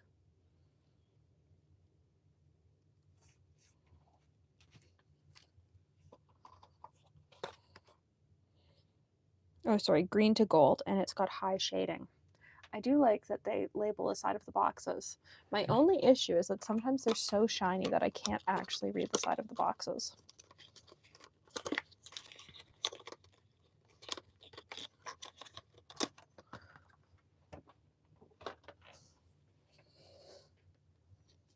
Yeah, super pretty. It's like a... I love it. Honestly, yeah. Or even if you've got... I know here, like, lots of the local restaurants and bakeries that have sourdough starters will either sell you a little bit of starter or give you a little bit of starter. That's how we acquired Matt. So it is possible to acquire one without making your own. Honestly, making your own seems like so much drama. It's so much easier to just take care of one. I thought this name was called Sugar and Spice for like a year, and it's Sugar and Spite.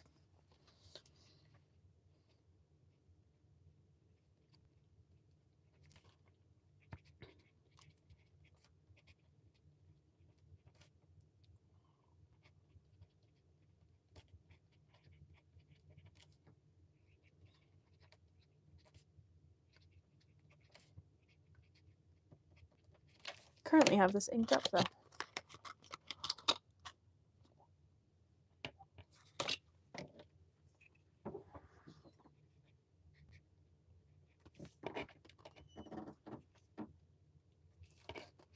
We're about to head into purples, blues, and greens.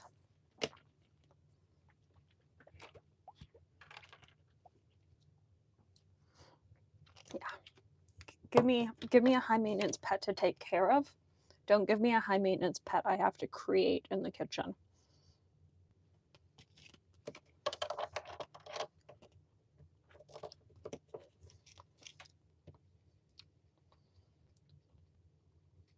Though I am convinced like the kids that were obsessed with easy bake ovens are now the people that have multiple sourdough starters. Because based on my friend group, it is very true.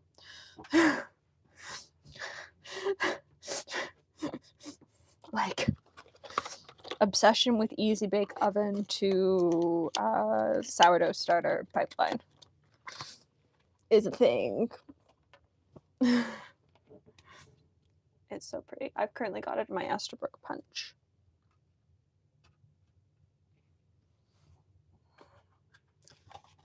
This is Poison Envy. I think this was my first fairy tales I ever got from Ferris Wheel Press as PR. Such a long time ago. It would have been like spring 2023.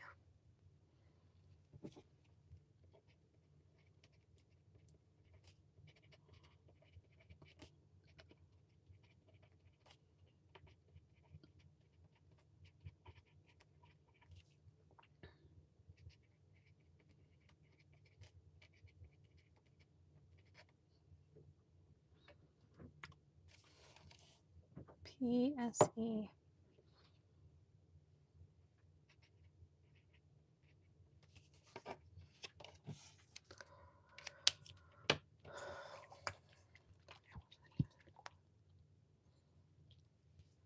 I haven't inked this up in ages. It's one of those inks though that like I can't get rid of. I find that there are a couple inks like that were from the very beginning. They're just mine now and forever.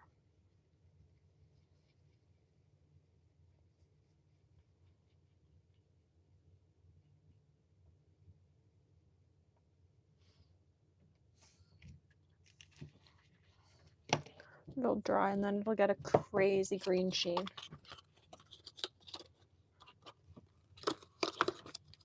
Actually might just all sheen green and might have too much ink on the page.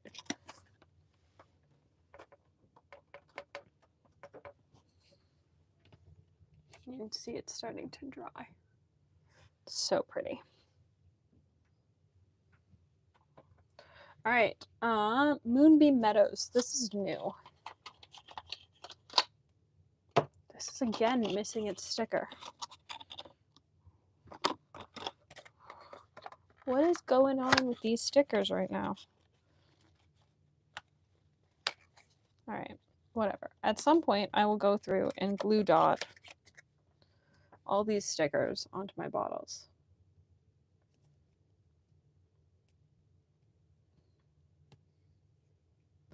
Moonbeam Meadows.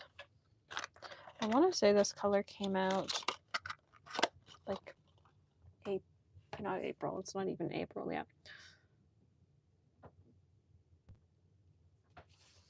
I don't know because these all have different code on them now. I should not be shaking that yet.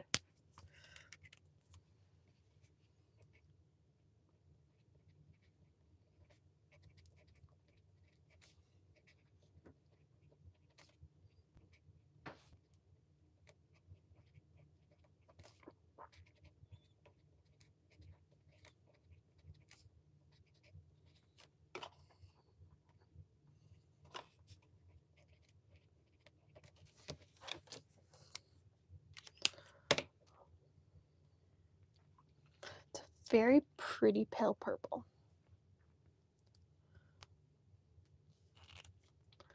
And then we're into blues and greens. Then we're done. We've got 7 colors after this left.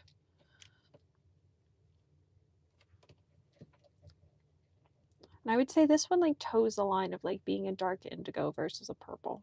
I think I've got it with my purples, but I also don't have many purple fairy tale colors. They haven't done that many over the years. They do more greens than anything else I've found.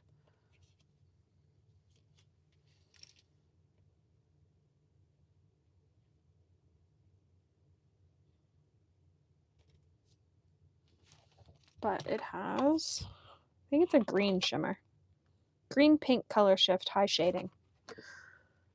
I need to put this in a pen clearly because it is right up my alley color wise. And, you know, a duochrome or a duo shading ink, which is also right up my alley.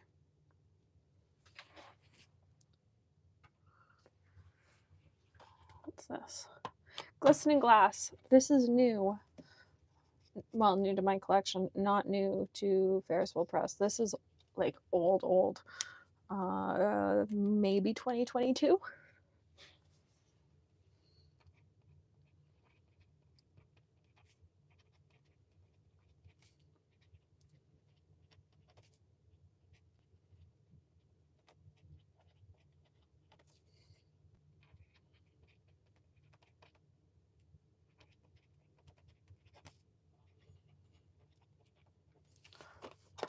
I don't even know what this will have on it. Oh, it does. The code GG. I always think this one should have had a silver shimmer in it. The silver shimmer just feels more Cinderella to me than the gold. But it does have a very pretty shimmer. And it is a very pretty color.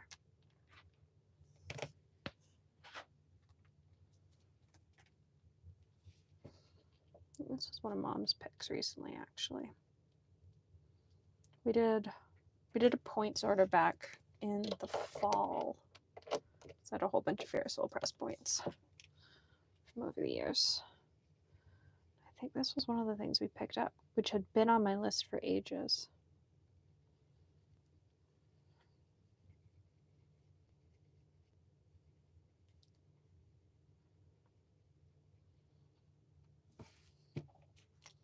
There's Glistening Glass. It's sort of like Storied Blue if it had shimmer to it.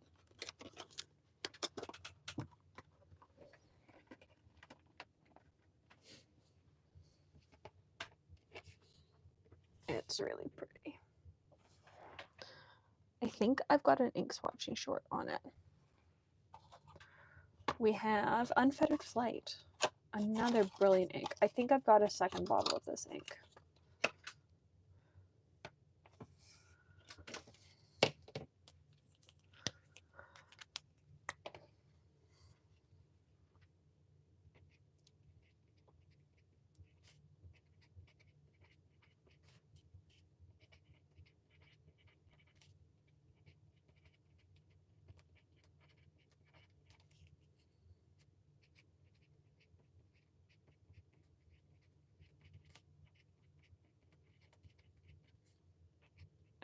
FT2403.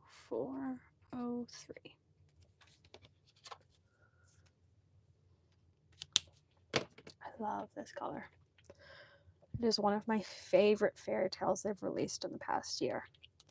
They did also release this one in 85ml bottles, and I regret not getting it in an 85ml bottle because honestly, I think I'd go through an 85ml bottle of it. I absolutely adore this ink and had been using it really sparingly until I got a second bottle of it because I adore like everything about it. It's so pretty.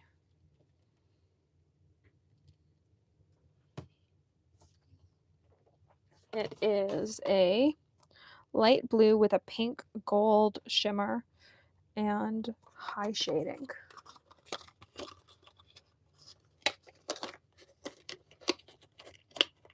I would say that's very true based on the pens I've had it in.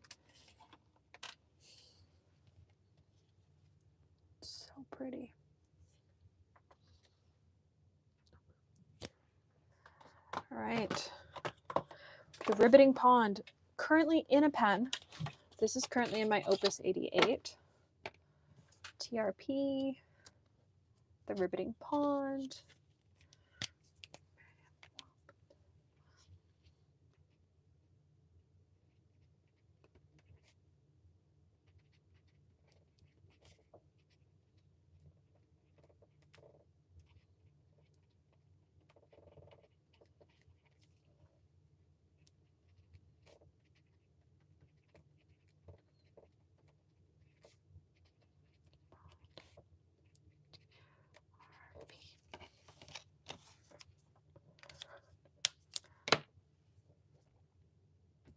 I've used quite a lot of this one too. Probably used just under half of it. The issue is I can't find another bottle of this one. This seems to be sold out everywhere. And I'm sad because I would get a second bottle of this one because both Mom and I really like it. Mom's got it in a pen currently, I believe, as well. And I've got it in my Opus. Such a fun color.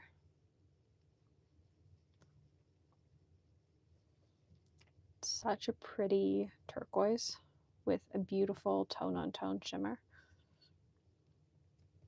And honestly, I'm a huge fan of a good tone-on-tone shimmer. I think they are underrated in the pen world. I think we often want something really in our faces, and really that tone-on-tone is just so pretty.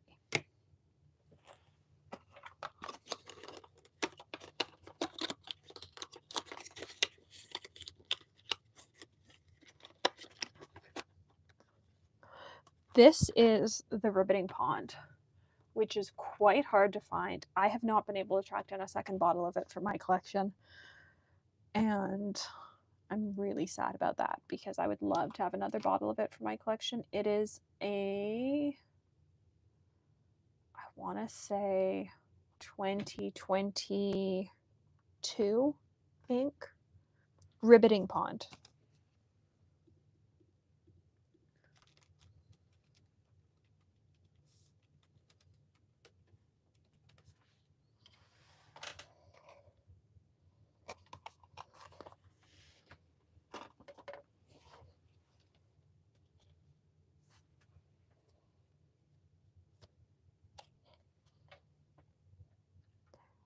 Ah, yeah, like frog. Knitted Nettle, I keep going back and forth about keeping in my collection or not. I don't really use it a lot, but it is really pretty. And it's different from all my other fairy tales from Ferris Wheel Press, and it's different from all the other shimmer inks I have. And so every time I think about culling it, it ends up back in my ink collection.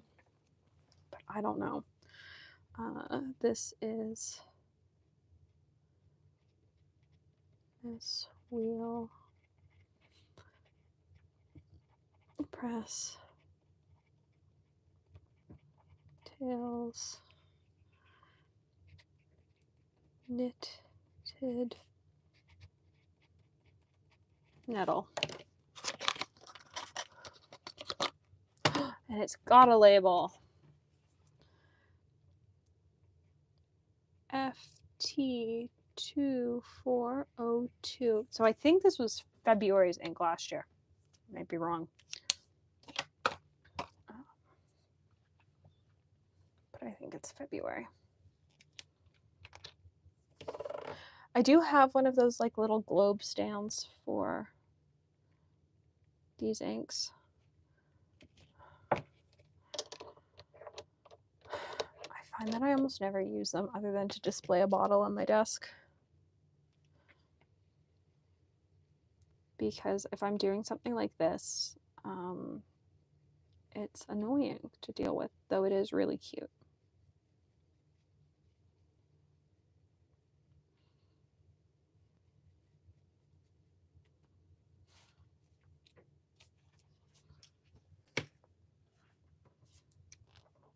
It's sort of like a shimmery version of Sabi Midori. And maybe that's why I keep keeping it, is because it's like an ink I love, except shimmery. And I just don't know that I can get behind it being shimmery. Which is really funny for the amount I love shimmer. I don't know. Maybe I'll put it in. Maybe I'll put it in something this month. This is Gale Force Green. This is one of the inks in the Three Little Pigs collection. I don't have the third. Oh, this is missing its sticker as well. Everything seems to be losing its sticker today. I think it's probably because it's been really humid as the snow all melts.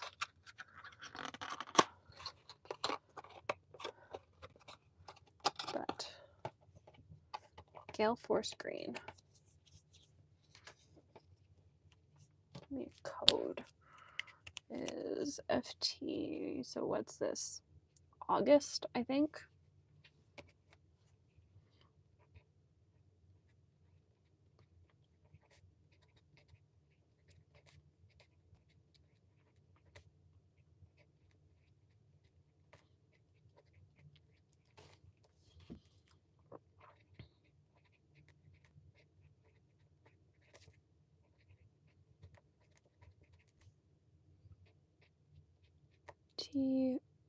T2408.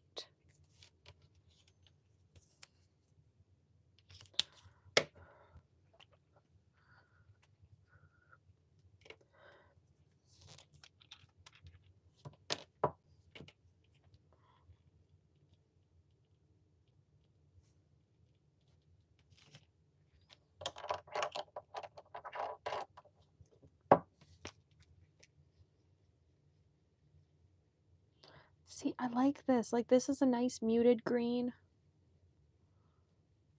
It's muted, it's a bit dusty, and it's shimmery.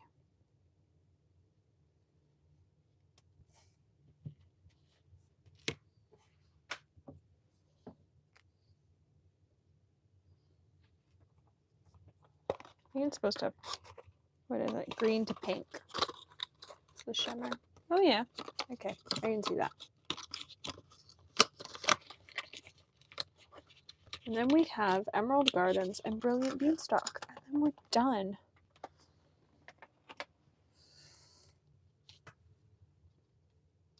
You'll be able to see the color shift. It's, I would say Gale Force Green is one of the more subtle Fairy Tales inks. Some of them are drying really oddly. This is Unfettered Flight, and for whatever reason, it's dried quite oddly. But you can sort of see, like, it's quite sparkly.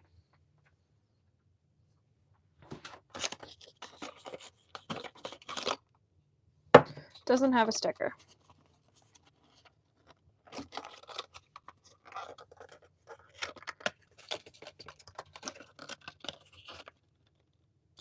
Haha.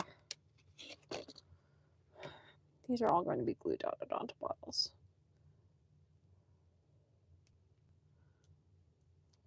This is annoying. Unfettered Flight. Yes, it is a color they released last year. It was available briefly in 85 ml bottles, but I don't think it is anymore.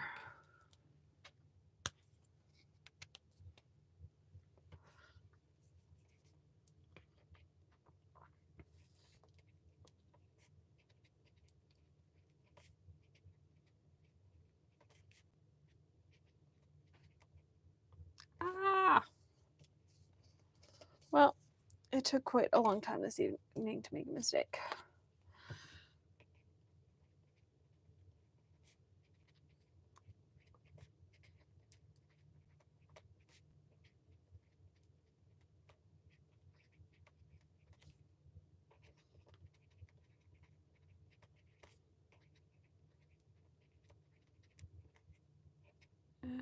FT2402. Nope, 04.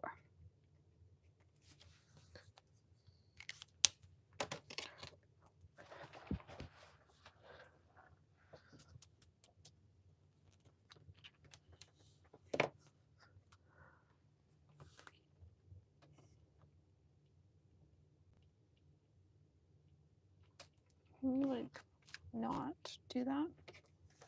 Great. You know, we've been doing this for a while when I start talking to the ink bubbles.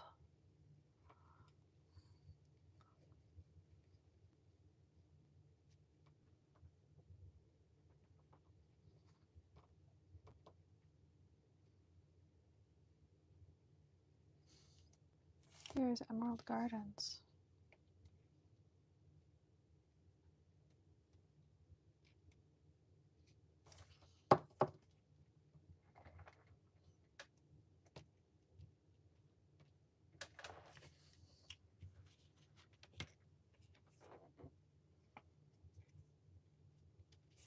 It's tone on tone green shimmer, which I quite like the tone on toneness, and our last one is also a tone on tone, but it's an old tone on tone. It's called Brilliant Beanstalk. It was Jack and the Beanstalk themed. And it is very tone on tone.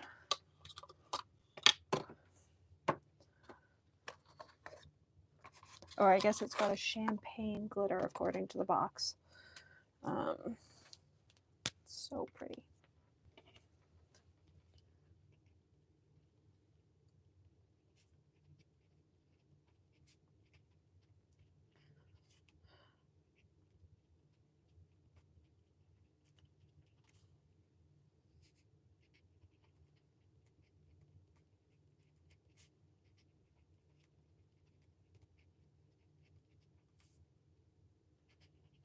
BBK.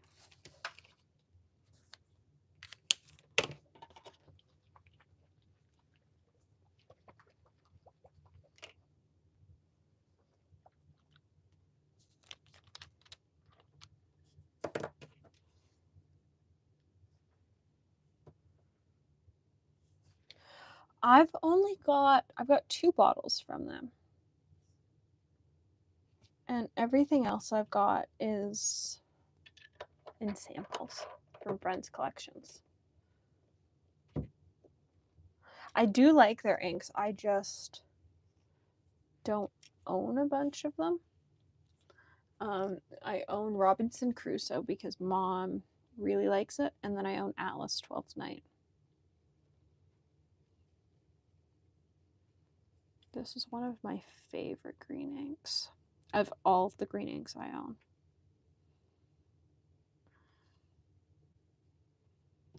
I love this color. I love the champagne glitter to it.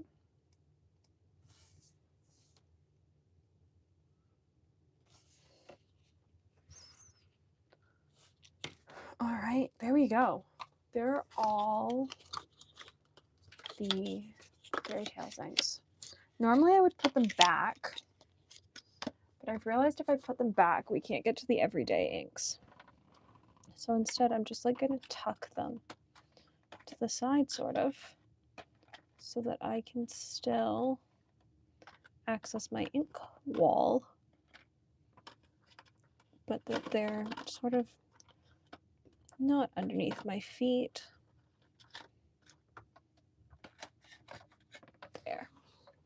All right. I love this color. Yeah, I do like their inks. I just don't. I don't know. I own Atlas's 12th Night with them, but then everything else I've been able to get in samples from friends, and so far that's been okay. Like, I haven't felt the desire to get any bottles of anything other than Tinkerbell. Tinkerbell is on my list right now. I really like Tinkerbell, and I haven't been able to get a sample of it yet. They are harder to find here. Bleskett carries them, as does Wonder Pens, but they carry I think they carry a much smaller color selection. And I think Penablers carry some of them. But everyone's got a smaller color selection. So if I want a big color selection, it's always looking in the States at stores. And at this point, like, I'm just waiting for the Chicago Pen Show, and I'm going to pick up things in person. For now, though, thanks for hanging out this afternoon and early evening. We've made progress. I think we're probably 30 bottles from being done. Ish. Maybe not. Maybe 40. I've got a lot of Ferris Wheel Press everyday inks. But then we're done. You're welcome. I could probably talk about various baking things with sourdough all day long, quite happily. But now I'm going to actually have to go upstairs and do something with the stuff I've got sitting on the counter. Because I pulled it out of the container yesterday so that I had room to feed the starter, and now it's just been sitting on the counter for a day. So now I actually have to do something with it, which is always fun. But I think I'm just going to make crackers. We're out of crackers anyways, so why not make more? Anyways, thanks for hanging out. I hope you have a good evening. I suspect tomorrow afternoon we will finish swatching inks because I would like this to be done soon. I'm sort of over it. But as always, I hope you have a good evening and thanks for watching.